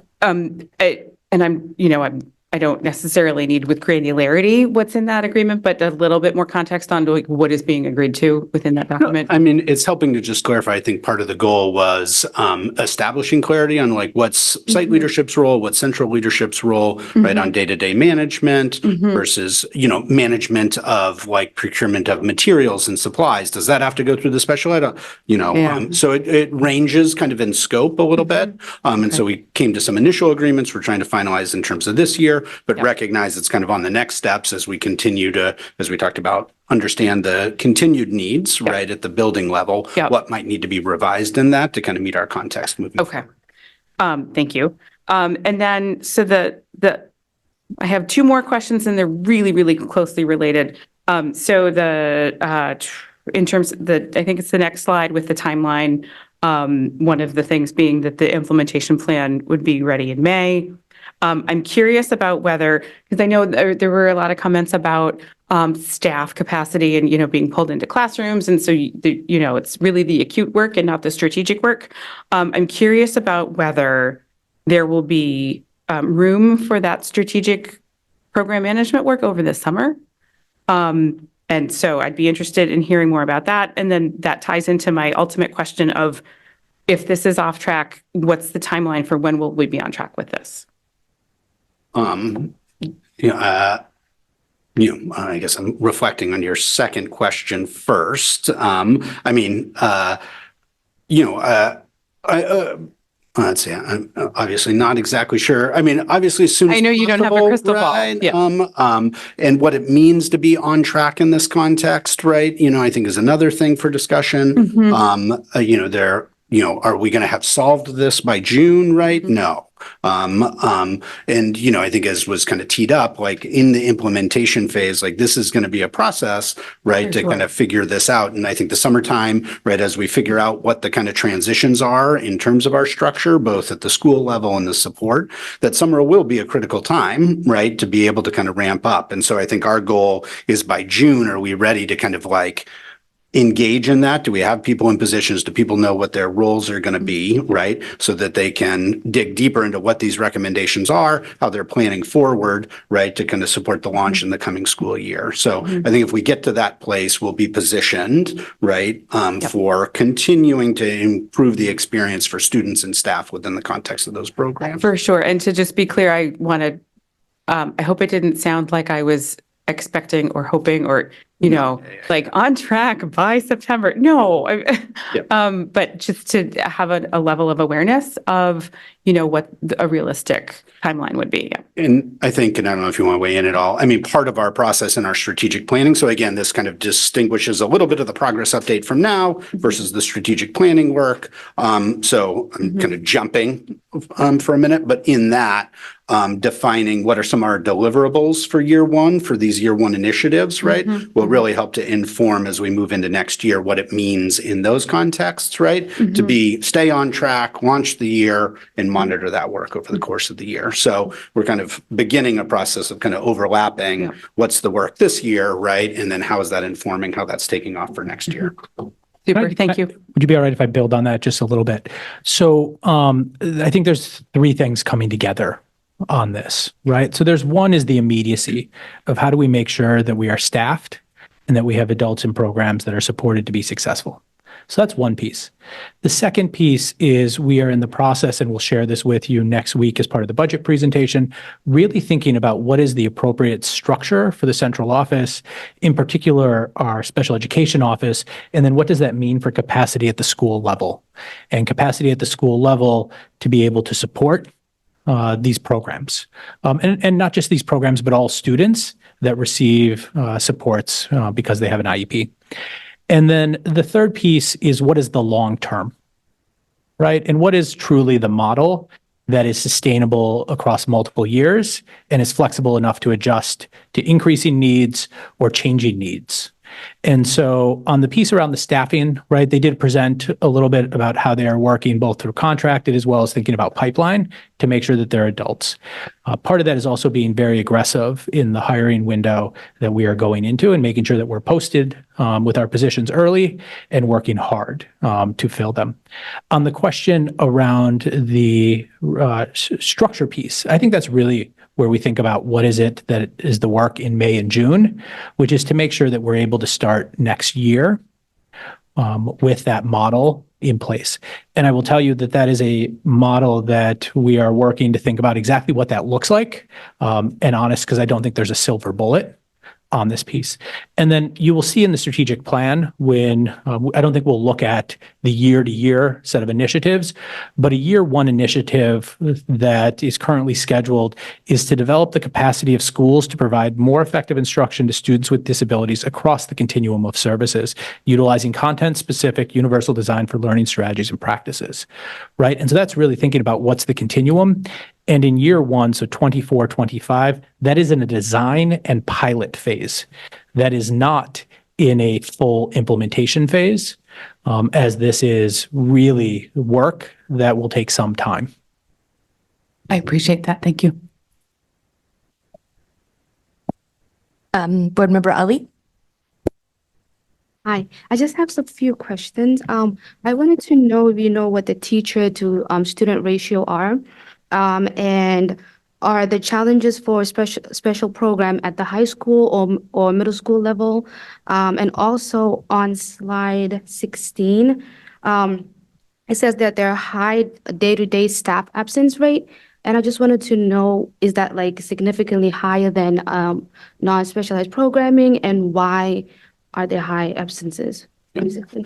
I'll say just briefly, the student to staff ratio really varies by program, and we can follow up in the weekly board update this week, a little bit of kind of like a profile of the staffing related to specialized programs. It really varies by program. Some, it's more than some of our most intensive programs, the Beach and FLS, it's more than one adult per one student in those when you account for the teachers, the specialists, the ed techs, and specialists being like speech or occupational therapy and so forth. So those are our most kind of staff intensive programs. To the Breathe programs, there's less than that. And so we can share a little bit more that I think will be helpful. Different programs have different challenges. I think the places, that we've seen, the greatest challenge, at least around staffing, right, and kind of stability and some turnover has been in a couple of our elementary programs. So we've had a little bit more, not that they don't need the attention and support around some of the recommendations in the high school programs, but just in terms of kind of program management support, it's some of the elementary programs more so over the past couple of years, really. And then the last one, I guess I don't know off the top of my head, in terms of kind of the comparison of the absence rates. I think what we see is in those programs, when they are particularly the ones that are very staff intensive, when their day and some days are fine, right? And so an average kind of masks impacts on given days. But if we have a staff, if a program has up to 14 or 15 adults and there are 2 vacancies and then there are 4 other people out, it's a big impact. And so if everybody's there, they have schedules and structures, right, to be able to manage. And so it just becomes really intensive. And so that's one of the things we're looking at to figure out how in those, particularly for those programs that are so staff intensive, right, how we manage in that way. Board Member Ali, did you get everything you needed? Okay, beautiful. Board Member Opperman, and then we'll go to Board Member Grant. Thank you, Chair. This topic is near and dear because it's the one I keep hearing from parents over and over again for the last 2 years. And look, when I was reading through the materials, noting that the original consulting group and change of plan was 2 years ago, and things are not significantly better at all. I was distressed. But I have a couple questions. Which of the specialized programs work well at each level? I mean, there's some that work better than others. Is it if the FLS? Is it the beach or the breathe? Is there any tendency to having staff that feels we're doing a good job? We know what we're doing. I mean, I think what I would say to that is that the breathe programming, when you look across, because we have it at most of our schools have breathe programming when you include the secondary level as well. That is overall the most integrated into the schools and therefore tends to be the most, I think, successful. That's it's hard to make a value judgment like that, but just to call out that program, especially at the secondary level, is quite well integrated into the schools, and I think that makes it effective. Interesting. I went to visit a breathe program, and it was chaotic at the elementary level. What I found was that the ed techs were not prepared to be there, weren't quite sure what was going on. And so I was noting the staffing, onboarding, and appropriate supports situation necessarily wasn't happening. So I hope that is changing. So you're telling me that at the elementary level, the programming in the beach and the FLS is not as stable as because I don't think the beach didn't seem very stable. I just wondering. I mean, we've identified the elementary beach and bridge programs as two programs that have struggled more because of, a variety of things, including certainly the intensive staffing needs. Yeah. So, yeah, I think we've done a lot of work to stabilize those programs this year. And I think we're in a better place than we were when we were reporting to you a couple months ago. Yeah. But certainly those programs continue to need support. Yeah. I just worried because I saw a teacher that could not leave the room at all during the course of the day. And because there was no other person to back them up. So that was a piece that I wanted to, and I hope, I'm looking forward to seeing what the strategic plan has and what the budgeting has to do, because I think, I was wondering, as we are moving more towards supporting students in the classroom, the model, I presume, will be changing a bit in the special ed administrative positions. It just concerned. So I thank you for your time. Thank you, Board Member Upperman. Board Member Grant? I just want to touch on the staffing as well. I think the remit for you and everyone here is to figure out what can be done given the size of the pie, right? I just want to engage in maybe a minute or two of, what if the pie was bigger, right? So what's the ideal, just global level of staffing? Like if I'm looking behind you, there's a tree back there with green paper on it. If there's a different kind of green paper we could pull off of there, right? What would be the right number? And, how does that compare with where we are now, just overall head count for these programs? I'm not 100% sure what you're meaning by that. I think, we exist, right, in a context of a national shortage in these areas. No, I'm saying, setting aside, I know there's challenges. I'm Right. not asking about the real world for a moment. Just what's the ideal number of people we would need to achieve the programmatic goals? Do you have a? We're talking like the total. I think it would really vary by the program, as Aaron was speaking to earlier. Sure. But I think many of the programs, as it is, we have programs where there's more adults assigned to the program than students in the program. So you're not looking at needing more adults. It's some of what others have spoken to around the training and the development of the program. So I think that's a focus for us more so than the numbers, we could certainly talk more about that, but the focus is really the retention and the consistency that would allow us to have really high functioning programs. Yeah, out there. and I appreciate that. I Yep. think maybe Dr. Scow will. Yeah, if I can just jump in here, I think that I think we're answering two different questions, right? So the staffing model that we have is, as I think about it, assuming in some cases a best case scenario, right? It assumes that staff are supported and feel like they're ready to come to school every day versus the challenge that Dr. Opperman said of where, 4 or 5 staff are out and all of a sudden a staff member isn't able to get that prep to go to the restroom, right? And so I think there is, to your question, a piece around what would it mean to staff it so that we could do the training and have staff out and not have it feel like there are vacancies when we're doing staff training. And how do we do it so that we are staffed in a model where you are overstaffing right now for Breathe at Row, which was a topic a month ago or earlier this month, so that you have a 3-to-2 ratio, right? Typically, there'd be 2 teachers across the 2 classrooms, but perhaps we staff for 3. And so I don't think we have the exact number for you, but I would love to take that as an ask to come I'm back. not looking for an exact number. I Yeah. want to get a sense of what's the ideal. And I know that we don't live in a world where the ideal is necessarily possible, especially you folks, but folks on this side of the table, that is something we can engage in over time. I'm thinking in the long run, what's the ideal and how far short of that are we, despite everyone's heroic efforts and the limitations that you rightly point out.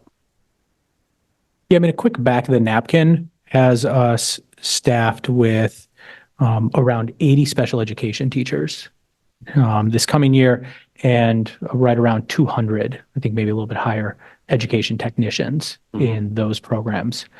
I do think we are talking about not a 25% increase on that, but I think we are talking about the type of 10% to 15 to actually talk about a cushion, as well as some of the capacity to make sure we're training the school-based leadership around the support. Thank you. That's just the general context I was looking for. Thanks to all of you. What are you doing? Good. Yep. Before I jump in with my questions, is there anyone online that has a question? You can put up your Zoom hand. Okay, I don't see any there. Do you have a sense of the staffing challenges? Like, do you think it's the pay? Do you think it's the job itself? Do you think it's the market? Do you think it's the timing? Like, what are the biggest driving factors to these vacancies? All those things seem relevant. Yes, I was hoping you could like tier them or something. Certainly, I think, compensation is an issue, right? Timing is a challenging, kind of timing for that. And just there are weak pipelines. So I think there's a variety of strategies that kind of need to play out, right? To be able to get us to the place. Part of what was, I think, challenging for us to kind of answer Member Grant's thing is like, we can't fill the ones we've got, right? It's hard to imagine a world of more. So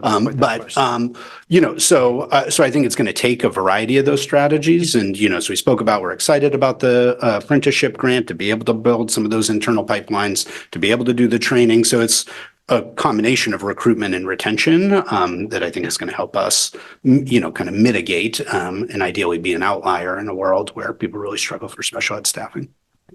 Yeah, and I would just add, I'm going to stop adding on to the pieces, but I think that this is a good example of where there are true recruitment challenges and there are real retention challenges, right? I'm reminded of reports that asked about whether or not staff would recommend, right? And I think that this is a good example of where we really need to look at the support that we're able to provide to our special education team to make sure that it's not just a sustainable job, but one that they really feel like they're supported and able to flourish in. And I think that's particularly hard, right? Let's just acknowledge, I think that's particularly hard in this area.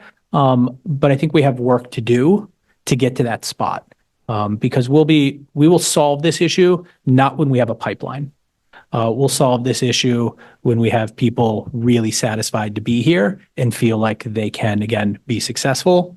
And that gets a little bit to your question, Board Member Grant, but also to yours, Chair Lentz, about what do we need to do. we really need to make it so it's a great place to do this work. Oh, thank you. Do we, when we're looking at our students, are we disaggregating by race in terms of kind of like behaviors and outcomes within these programs? Within the context of these programs, I mean, yes, I mean, and I don't know if you guys want to kind of speak to that. I mean, you know, I mean, it is so individualized in terms of like, I guess I would wonder to what end. I mean, we're very focused on kind of the individualized programs, what those students' needs are in terms of what's happening. I mean, particularly, I guess I'm thinking a lot about the beach and FLS programs, right? When I'm responding in that moment, you know, certainly in the greater context in terms of breathe, whereas, you know, has been mentioned, kids are more integrated kind of in the overall environment. That's a part of our analysis, you know, when we're looking at the suspension data, the tools we have disaggregate by IEP status and things like that. So it shows up in a few ways, but I think, you know, and that's the space I would think about it mostly, right, in terms of behavior, less so in the context of you know, the beach and FLS programs, the more intensive. Yeah. Yeah. And I think a part of that question is, you know, I think last time we were here and this time, like you're just describing such a stressed system. Like, and I feel for you because I know what it's like to work in a system like that when you're understaffed and you're just in crisis every day. And I also just recognize like the impact on the students. Mm-hmm. Right, because in that whole presentation, I didn't actually hear any impact on the students or their families really verbalized, and I'm just really curious, like, to have this program so stressed for so many years, or these programs, I should say, so stressed for so many years, like what is the impact on our students? And I think that's more a rhetorical question for this moment, but you know, much like Julianne, you know. Our specialized services is the thing that I hear the most from community members, and I hear the most about. It seems like in lots of other places in our district, we have such a strong partnership with families where we are helping them advocate, and it feels like in this section of our district, families are having to do more of the advocating than the heavy lifting. That's what I'm hearing from people. And so I just wonder, as we start to get into the planning and just thinking about like, how do we get past just providing services, but that we are really like in partnerships with families and their kids to help them with this incredibly stressed system, both locally, but, you know, nationally and statewide, right? Like I recognize that we are within these other broken systems, but I think that that's the piece that just kind of, the impact on our students, the impact on our families, like what are we doing to help them as, you know, people? Yeah, I mean, I think, you know, just I hear that as kind of rhetorical and just, you know, I think that sits with our teams and the school teams, you know, on the day-to-day basis. And I think that was the impetus, right? You know, just that first bullet, right? Landing in like, okay, how are we coming out of the pandemic that kind of increased needs and where these students were most impacted, right? You know, how can we provide high quality individualized instruction to these students who need it most? So, yeah.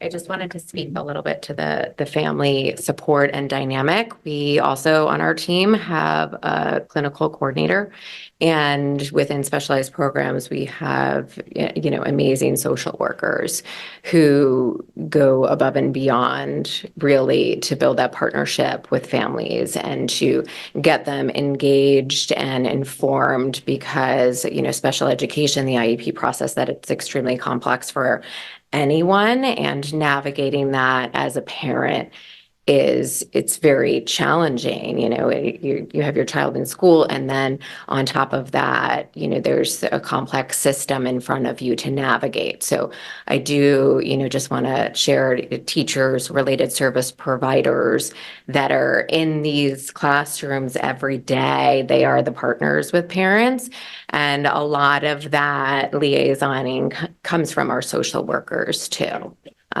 So I just wanted to make everyone aware. Thank you. And then just one request. Jesse, you listed off a bunch of statistics or numbers at the beginning about how many students have IEPs and those. Can you just put that in the follow-up materials? Because I'd love to have that on hand. That would be great. Thank you. Thank you. Anything else about this? Okay, I see no hands on Zoom, so we can move to 2.4. 2.3. So a lot of twos, a lot of points. We're going to 7. Okay. All right. So we've got general educators capacity around ESOL training. Yes, Board Member Bryden. Thank you, Chair. Again, thank you for the great information. I wanted to just call out my appreciation for the context and framing around we're not just looking at data and, what educators have done, what progress towards a credential, but also what are the student outcomes? Like that's the point of why we're doing this. Really wanted to express my appreciation for that framing. So my question around that is to be able to say whether those student outcomes are improving the way we need them to be improving, do we feel as though we have the right data? Harkening back to 2.1, do we have the right data systems in place now so that we can do the right trending and comparison and all that stuff? Yeah, I mean, we're growing them and I think we'll get better. So, I mean, that's part of the design of any of the tools, and again, our interim tools are kind of a interim, right? Until the more robust system, but, ensuring that we can disaggregate by, various kind of language development statuses, like, primarily like, are they designated as English learner? Have they, exited, right? And then were they never kind of designated? So we have, tools to kind of look at that both on the kind of culture side as well as kind of understanding on the academic side. Great, thank you. Any other questions on this? Yeah, Board Member Upperman. Yeah, thank you. I appreciate I had a lot of questions about what the training was, and I appreciate understanding that. So it is quite complex and useful. In light of what we were hearing about special ed, my concern is with special ed and multilingual situation in that there's I don't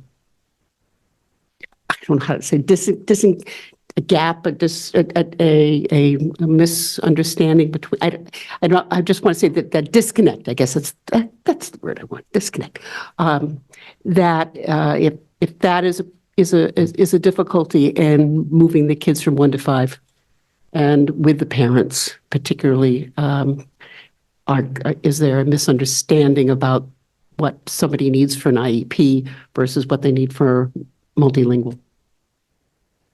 I'll invite, that definitely is an area of focus. We've had, a specific, added some additional capacity to think about that issue. And it is, highly complex, right? To understand, is it just purely a language development need? And that's the focus, as opposed to, that there's something deeper going on there. And so we have Melissa Franz has been a coordinator who's been helping to try and kind of build capacity and understanding to kind of tease those issues out. So I think it's an ongoing body of work, as we, kind of move forward in this and think about these models of, how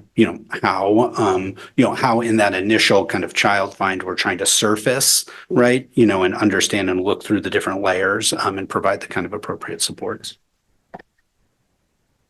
So, yeah, it's hard. Yeah. Any other questions about the, yes, Board Member Ali. Thank you.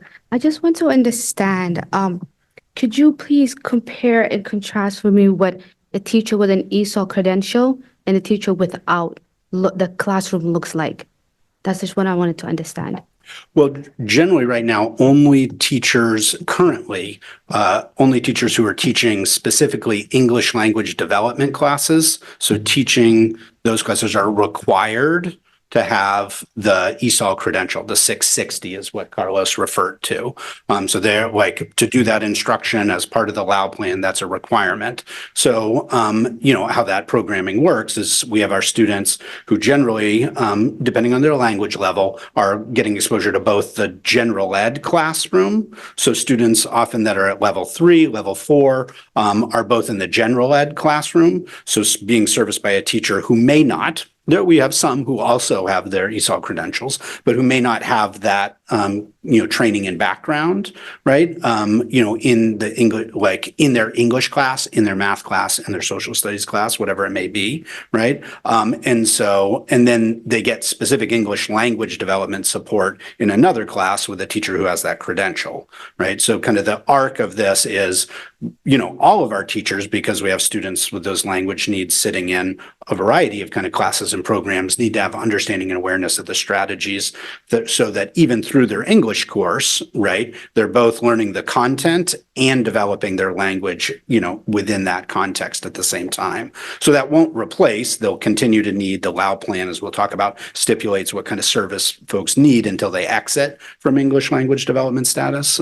But that's a little bit of I hope that helps with the kind of compare and contrast. A little bit, but I guess we can talk about it on Thursday. Thank you. Okay.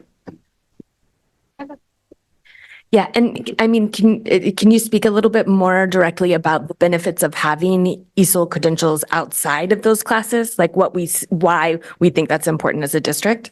Sure. Yeah. I think for Carlos. Yeah. I would say that our general educators, grade level classroom teachers, content area teachers, would benefit from having the toolbox of scaffolds and differentiation abilities to benefit especially our multilingual learners, but really all learners. So it's about visualizing, it's around experiencing, it's around student discourse and conversing, exchanging ideas. Those are all aspects of learning that the credential that we would like all of our Portland Public School educators to have would enhance that toolbox.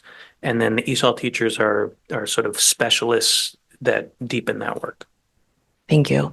Does that add to your context? Do you want to ask another follow-up question? I'm just honestly trying to frame my questions so they make sense, but having ESOL credential does not take away from having teachers that are specifically for English development, is what I want to understand. No. Okay. Yeah. No, this is kind of like in addition to, students, in large part, a lot of our multilingual students spend most of their time, right, in core content classes, right? And so if we can build the capacity of those educators to also, and, naturally it supports some of their language development, but through, the kinds of strategies that Carlos is referring to, if we can continue to accelerate their academic language development while they're in the core content classes, in addition to receiving that targeted English language development instruction, right? Then we'll just accelerate their overall kind of academic performance.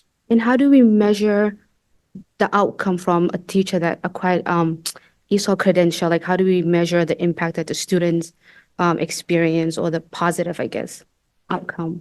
Yeah, and again, not to throw it all to Thursday, there's a whole section in the LAU plan where we talk about how we evaluate, and the different measures we would use. I think this question, I know, Member Bryden, you asked this. We've just initiated this with a handful of educators, right, general educators. So distinguishing, and, there's needs, that we'll need to think about on kind of like our human capital end of how we're tracking who has these credentials so that we can do okay, these students had somebody with this kind of credential and these didn't, right? Those are things we'll need to continue to develop as we implement to be able to do those specific kind of comparisons. But as a baseline, being able to have data systems, as was asked, where we can disaggregate, kind of performance, whether it's academic performance, school culture, perception, student culture, student experience surveys by the different, by language status, right? Is one way that we can start to get some of that insight. Awesome. Board Member Noor. I think my question might have been answered. I was going to ask, what is the percentage now of educators that have taken the credentials? But I think you said that the data, we're still looking into that. Yeah, and our target this year was just to enroll, at least 100 here. And so we've already actually are at that number to kind of grow. And they're not fully certified, right, at this point. That'll continue to grow over time. Thank you. Awesome. Any other questions on this one? Just thank you. This is a really big body of work that you picked up and rolled out, and it's really exciting to see how it's going. And I just hope it gets us where we want to be. Yeah. Okay, we've got 2-4. Barrett is coming back up. Any questions about 2-4? I just had one question, which is in the in-between times, do you know of any practices or groups that are like practicing in between the formal meetings around their equity learnings and? I mean, yes, a little bit. I mean, so sometimes like equity leaders might be working with each other, or more likely working with folks at their site to kind of, take what, we're doing through the cohort and figure out the most effective way to launch that at school. So like with the student support services one, professional development, a lot of those folks then went back and worked with the special education teachers to say, some of our equity leaders are special ed teachers, but not all of them. And so they went back, talked to the special ed team and said, hey, I would love to collaborate on this. Like I have these tools and resources, but you could bring in this voice. And so that's kind of how a lot of those things would work. And then, for like the equity-oriented leadership, Julia is also running specific work with our new principals and assistant principals. And so that's happening, sort of alongside that as a monthly convening. So there is some of that, in between. So it's not just our monthly cadence. Does that make sense? Yeah, no, that's helpful. I asked that question just because I know we're thinking about like changing mindsets and how do we change mindsets in between meetings, right? Absolutely. So there becomes a culture of practicing this. And then when we are focusing on different types of equity, like the special education, like are we bringing an intersectional lens to that to think of, okay, can you talk a little bit more about what that might so look it's like? always grounding it in sort of our equity literacy and like, what, how do we want to be looking at this from multiple lenses? And then, specific for our context, what are the multiple identities that might be overlapping and how are their biases at play at times and things, so all of that, are things that we would bring into a conversation like that, to try and make it, as comprehensive as possible. And for fitting it into 90-minute professional development on a Wednesday, for teachers who've been working all day. And so trying to be thoughtful about like how to make it, meaningful, that there's tools, that there's some engagement, whether it's articles or an activity or a discussion that helps it, be grounded in good adult learning theory and, all of that too. Awesome. Thank you. Any other questions about 2-4? Yes, Board Member Ali. I just wanted to know what the educators of color report. Yeah, sorry, I didn't pause on that very well, but the Educators of Color Insights Report was research that was conducted a little over 2 years ago in collaboration with a professor from Bowdoin and 2 of our staff who interviewed over 50% of our educators of color to understand more about what were their experiences. And from that, we had a number of recommendations that came from this. So this has been published in Kaplan and Education Journal, but we also made like almost like a magazine version of the article. And that's what I meant to bring, that I'll bring next week for you. That really helps, like, we designed specifically, with our communications team support with Grace over there in the corner, so that people really could distill like this, significant report to understand what are the experiences of our staff of color. And it's really grounded in 2 metaphors that staff spoke to, which is the impenetrable wall of whiteness and thank you. What? Yes, and the smog of cultural racism. And so those 2 frameworks kind of help guide it. And then there are a number of things that staff who participated in the research that created the report, there were themes. And so those themes led to the recommendations and have continued to inform not just our equity literacy work, but, some of our, policy work, some of our, all kinds of things. So I will bring you the report. I'll also send you the full version too. But I'll bring you the hand, the copies, because those are nice to have too. Yeah, I'm sending the links as we Oh, look speak, at you. and it's in the board resources document that we shared and have compiled there too, but we want our shiny copy. But yeah, you don't need me. You have the digital copies, but I will bring No. the shiny copies. Give me the shiny copy. They were in my hand at 5:15 and then somehow by 5:30 they were not. I apologize. That's okay. Any other questions? Okay, no more on 2.4. 2.5.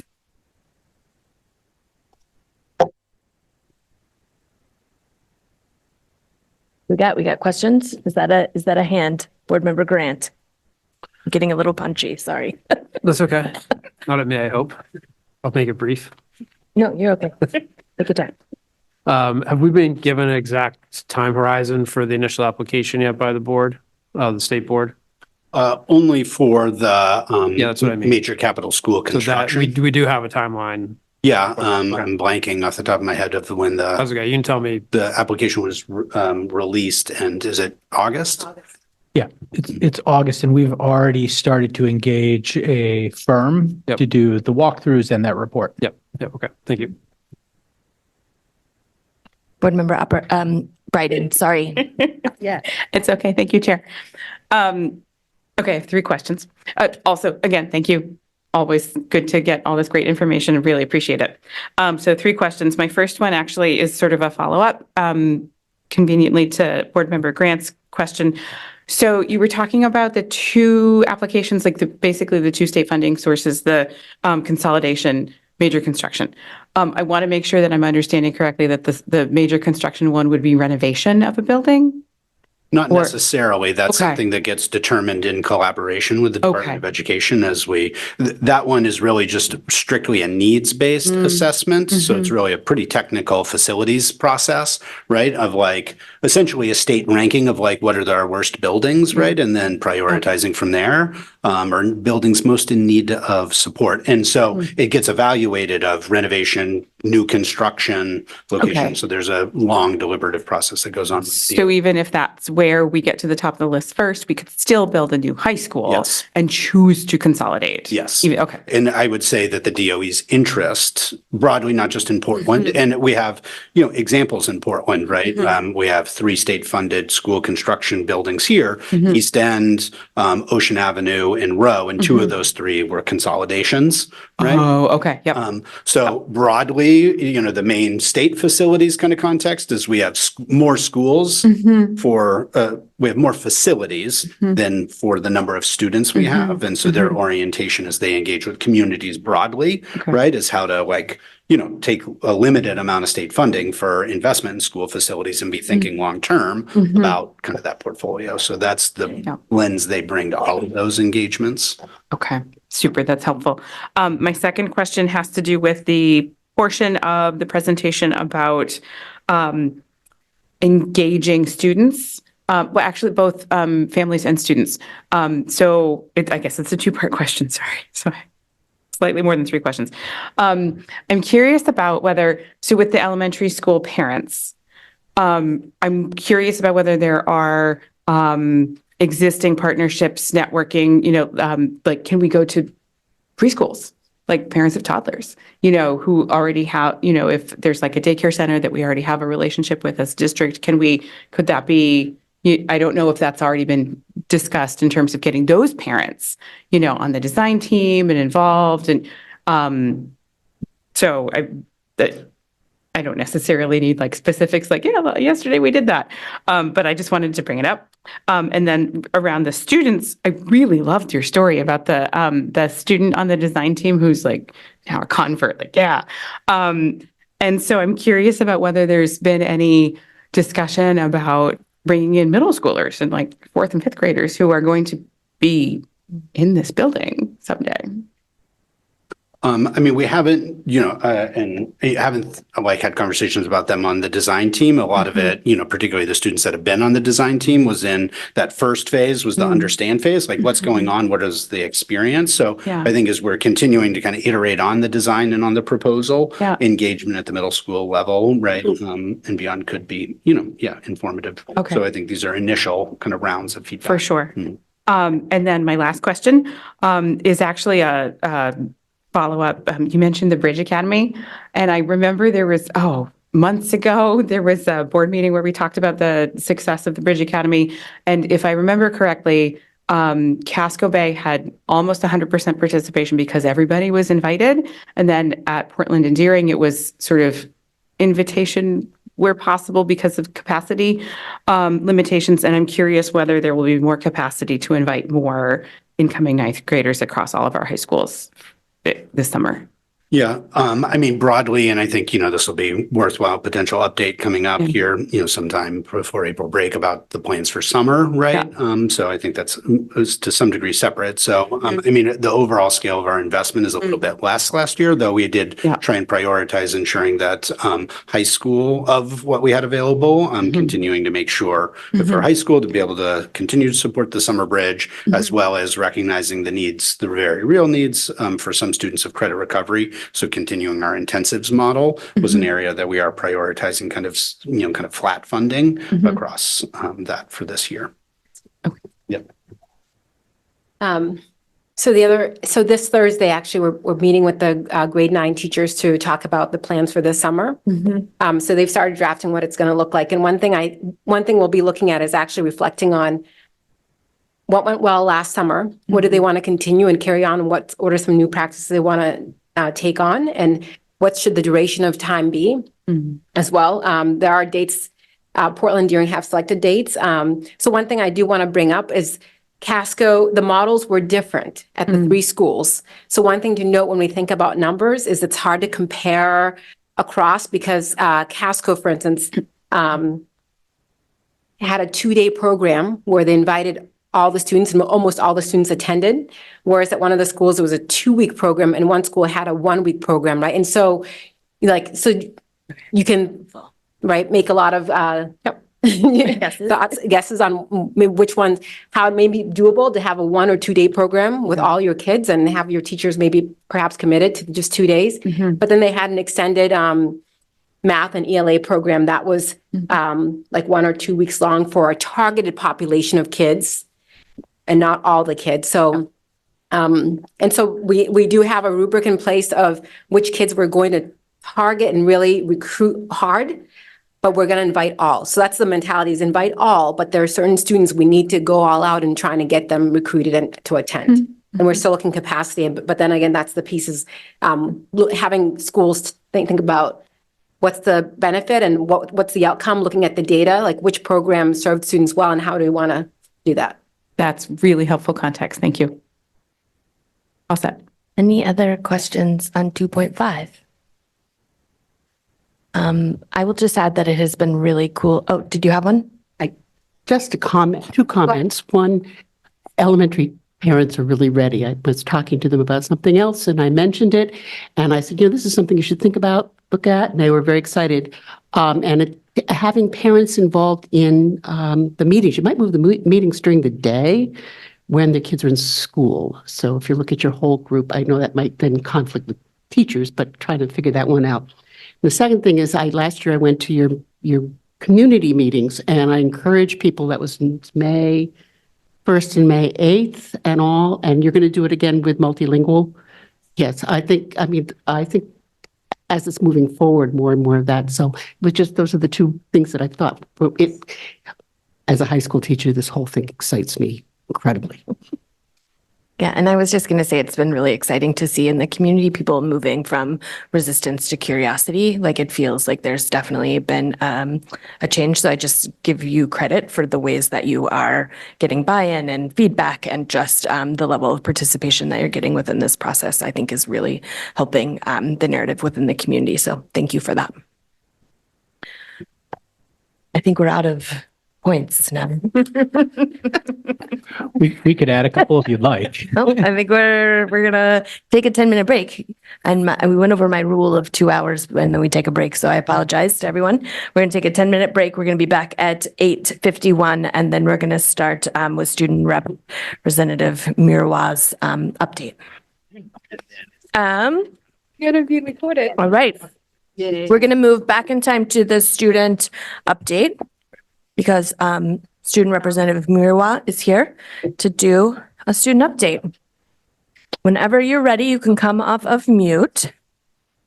I hope you can hear me. I can text you also. Shai, are you there? Yeah.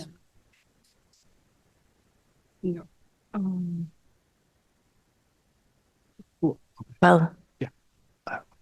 I just texted her. Okay.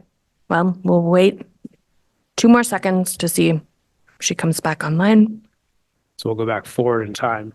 We're going backwards and forwards. We are in the matrix right now. You just tell us what time we're in. Okay. Okay. We're going to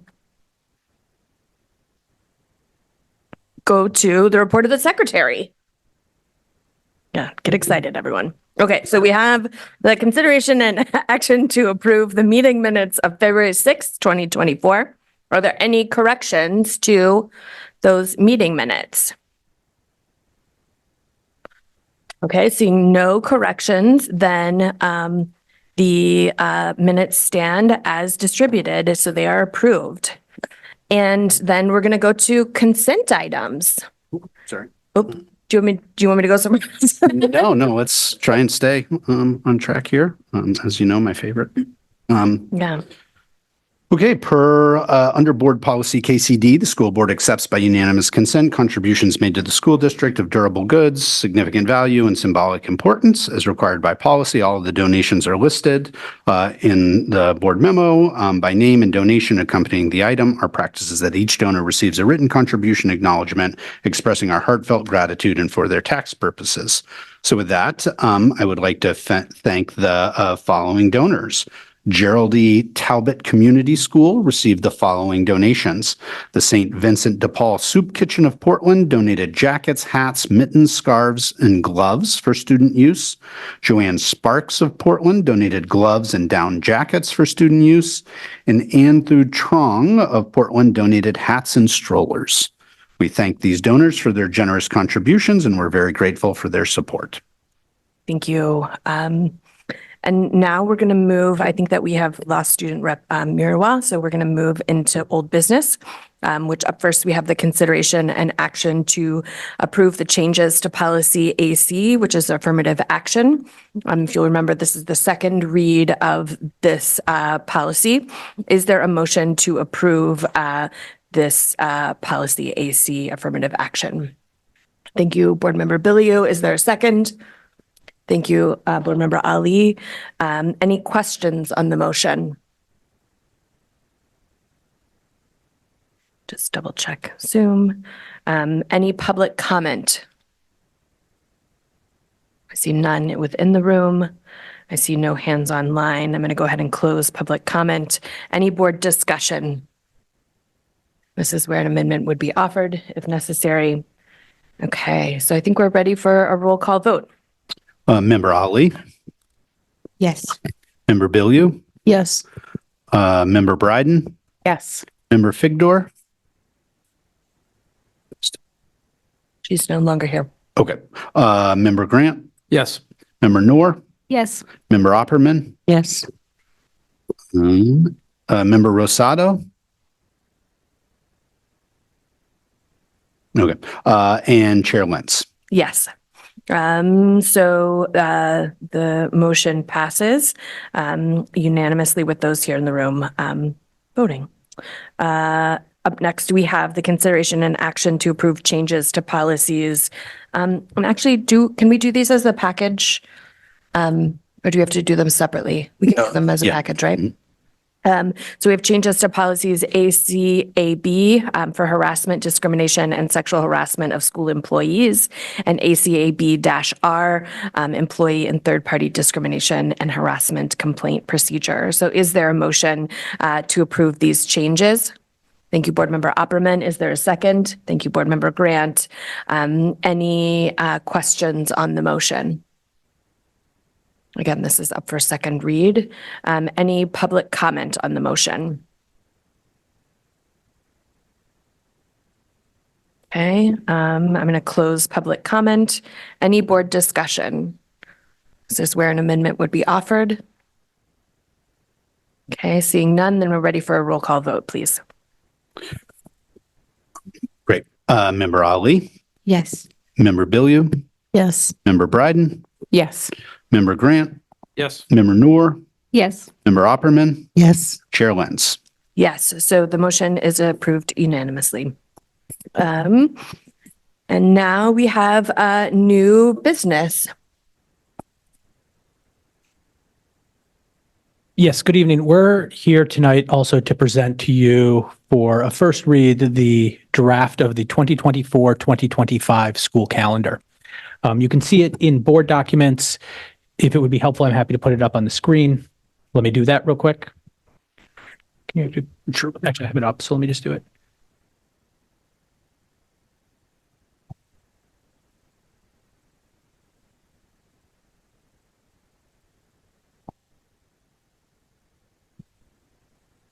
Great. So I have up there in miniature form the calendar. Want to orient you real quick just for individuals who are new to the board or to our calendar setting. We are part of a community that has students go to paths. We have other districts that also send students to paths. And so as part of that, we have what we consider a joint calendar and the ability to have up to 5 dissimilar days, but otherwise we need to have a similar calendar. And so part of our work is around making sure that we're working with the other districts that have students going to that school to address that issue. The other piece that I just want to name is that in the Listen and Learn that was in the beginning of this year, there was a lot of engagement and feedback from, in particular, our Muslim community about making sure that our holidays are representative of all of the major religious holidays. As right now, my understanding is that Maine law dictates a couple of holidays, but none other than in the Christian faith. And so we did look at, as we came up with the calendar, whether or not there was an opportunity to consider Eid al-Fitr and Eid al-Adha. I'm looking at Yusra, who did my work on this earlier. And so I apologize earlier for here for the translation, or not the translation, but the pronunciation. But we did look at that. Both of them in 2025 are anticipated to fall on a weekend. And so we did look at it. They're both anticipated to fall on a weekend. Now, granted, that is anticipated because they are set on a lunar calendar and so may adjust. But so as you look at this draft, we did not make changes based on major religious holidays. But in fact, we would like to entertain in a future policy conversation a review of the district's calendar proposal and what is considered a major holiday and therefore factored in on the calendar. What you see here is a couple of things I just want to highlight on this calendar that is different from years past, is we took one of the teacher days at the beginning of the year and in partnership with our school leaders talked about where it would be most impactful to have that. And instead of having 4 days at the beginning of the year, the proposal has 3 days at the beginning of the year in August for teacher professional development days. You can see that in pink there on August 27th, 28th, and 29th. And then moving a teacher in-service day to February 7th. That provides an opportunity for, as we get into second semester, to really take a moment as a district and to pause and to reflect on where we're at and make any adjustments. And so to have some professional development that is aligned to that. Other than that, the other pieces I just want to highlight real quickly is that you can see that the tentative last day for students is on, or the first day I should start with. The first day would be Tuesday, September 3rd. The last day would be June 13th. We've built into this calendar what we're calling tentative storm days as well, just so that families can anticipate if we had a number of inclement weather days where we lost school because of snow. The first snow day would be on Monday, June 16th. The second day would be on Tuesday, June 17th. And then the third day would be actually on Friday, April 18th. And so that's what you see there. We're playing around in the draft about how we do calendar or how we do the colors, and we couldn't quite get the 16th to show two things at once. But so that is what is happening there. Those are the 3 snow days. We do them in those order because if we got to a spot where we truly had to make up 3 snow days, we would know that before April 19th. And so it would go first the 16th, then the 17th, then April 19th. And so that is what we are sharing with you tonight and looking to get questions on as part of a first read, and then we'll bring back for a vote at our next board meeting. Aaron, anything you would like to add? Only just that also engaged our educator advisory committee about the dates. And so there was definite interest across the board around finding some time during the year to kind of pause. And so considered a fall date, prior to Indigenous Peoples Day. A number of districts use that date. But there was a lot of interest in kind of mid-year. So in aligning with our other districts, that's where we landed on February 7th to maintain those kind of alignment across the sending districts to paths, as Superintendent Scowen referenced. What questions? Board Member Bryden? Thank you, Chair.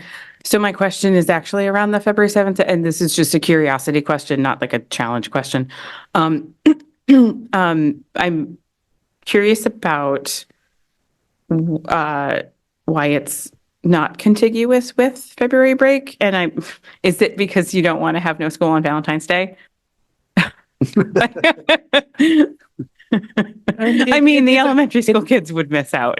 It's a possibility. It's also about not having such long breaks, and also about making sure that we're actually really able to focus on the professional development piece. Okay. So part of our concern is that if we put it next to, either the day after winter break or the day before February break, that we would actually see a challenge around staff attendance with that. Dr. Opperman's giving me a look from experience that says maybe she agrees with that. Okay. What question, Dr. Opperman? Well, I just wondered, the educators didn't put it in March during the longest, hardest section. Two things. I mean, one, just in terms of timing for the year, I mean, that's already 2/3 of the way through the year. So the opportunity to kind of have impact. The second, again, just goes back to this alignment with sending districts in which, this was a space that a couple other districts were also targeting for kind of the mid-year piece. So yeah, breaking up March would be, but. What was the 16th that you were talking about? So there's 3 snow days. Yes. That I was talking about: June 16th, June 17th, and Friday, April 18th. Great. Thank you for clarifying that. And then I think historically we've always had the kindergartners go a day later or something. How does that show up in our starting days here? Yeah, it says it on September. It indicates there that the 5th would be the first day for pre-K and K. Be the first day of pre-K and K. I believe you that it's there. It is not color coded. It doesn't have a day indicating it, but if you read under September in Got the little, it. Okay. Yep. Great. I was just not looking in the right place. And then I am glad that we're thinking about Muslim holidays. I think also, our Jewish population has asked us to consider them as well. So I just look forward to really doing a comprehensive conversation about that. Any other questions for folks? Let me just double check on Zoom really quick.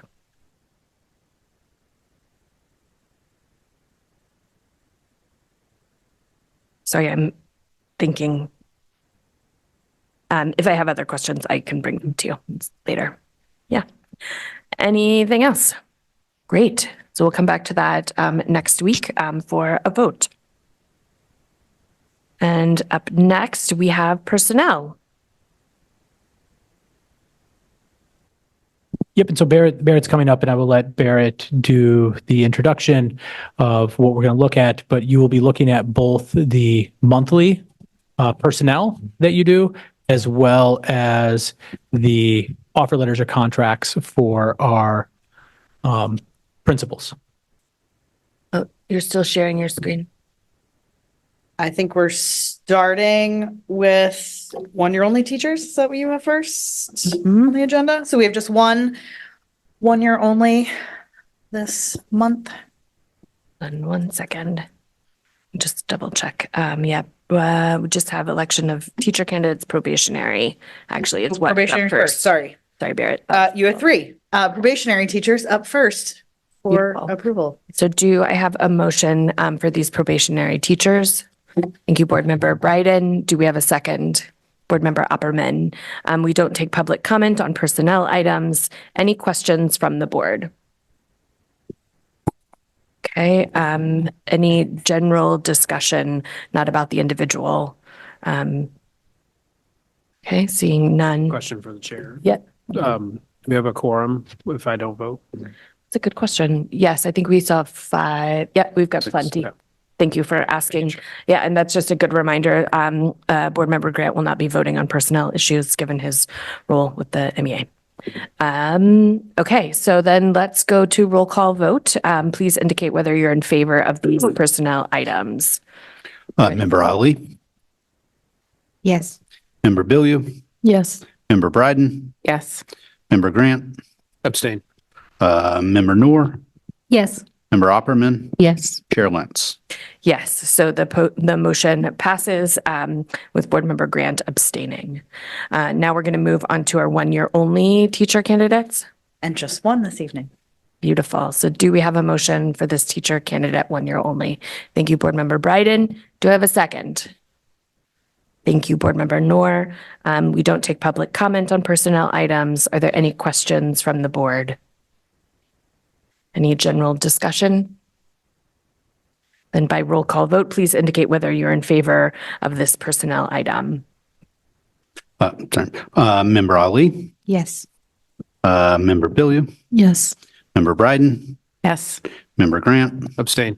Member Noor, Yes. Member Opperman, Yes. Chair Lentz. Yes, so the motion passes with Board Member Grant abstaining. And now we have the consideration and action to renew one-year contracts for principals for the 2024-2025 school year. Would you like to speak to this? I believe you have the full slate in front of you for 1 year contract renewals for administrators, for folks who lead our schools. Beautiful. Do I have a motion? Thank you, Board. You're not even raising your hand anymore. Board Member Opperman is brought a motion. Board Member Bryden seconded.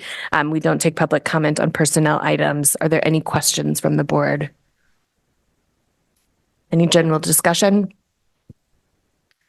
Then by roll call vote, please indicate whether you are in favor of these personnel items. Deputy Superintendent, please call the roll. Member Ali, Yes. Member Billiou, Yes. Member Bryden, Yes. Member Grant, Abstain. Member Noor, Yes. Member Opperman, Yes. Chair Lentz. Yes, so the motion passes with Board Member Grant abstaining. And finally, on the docket, we have consideration and action to renew 2-year contracts of principals for the 2024-2026 school years. That was tricky.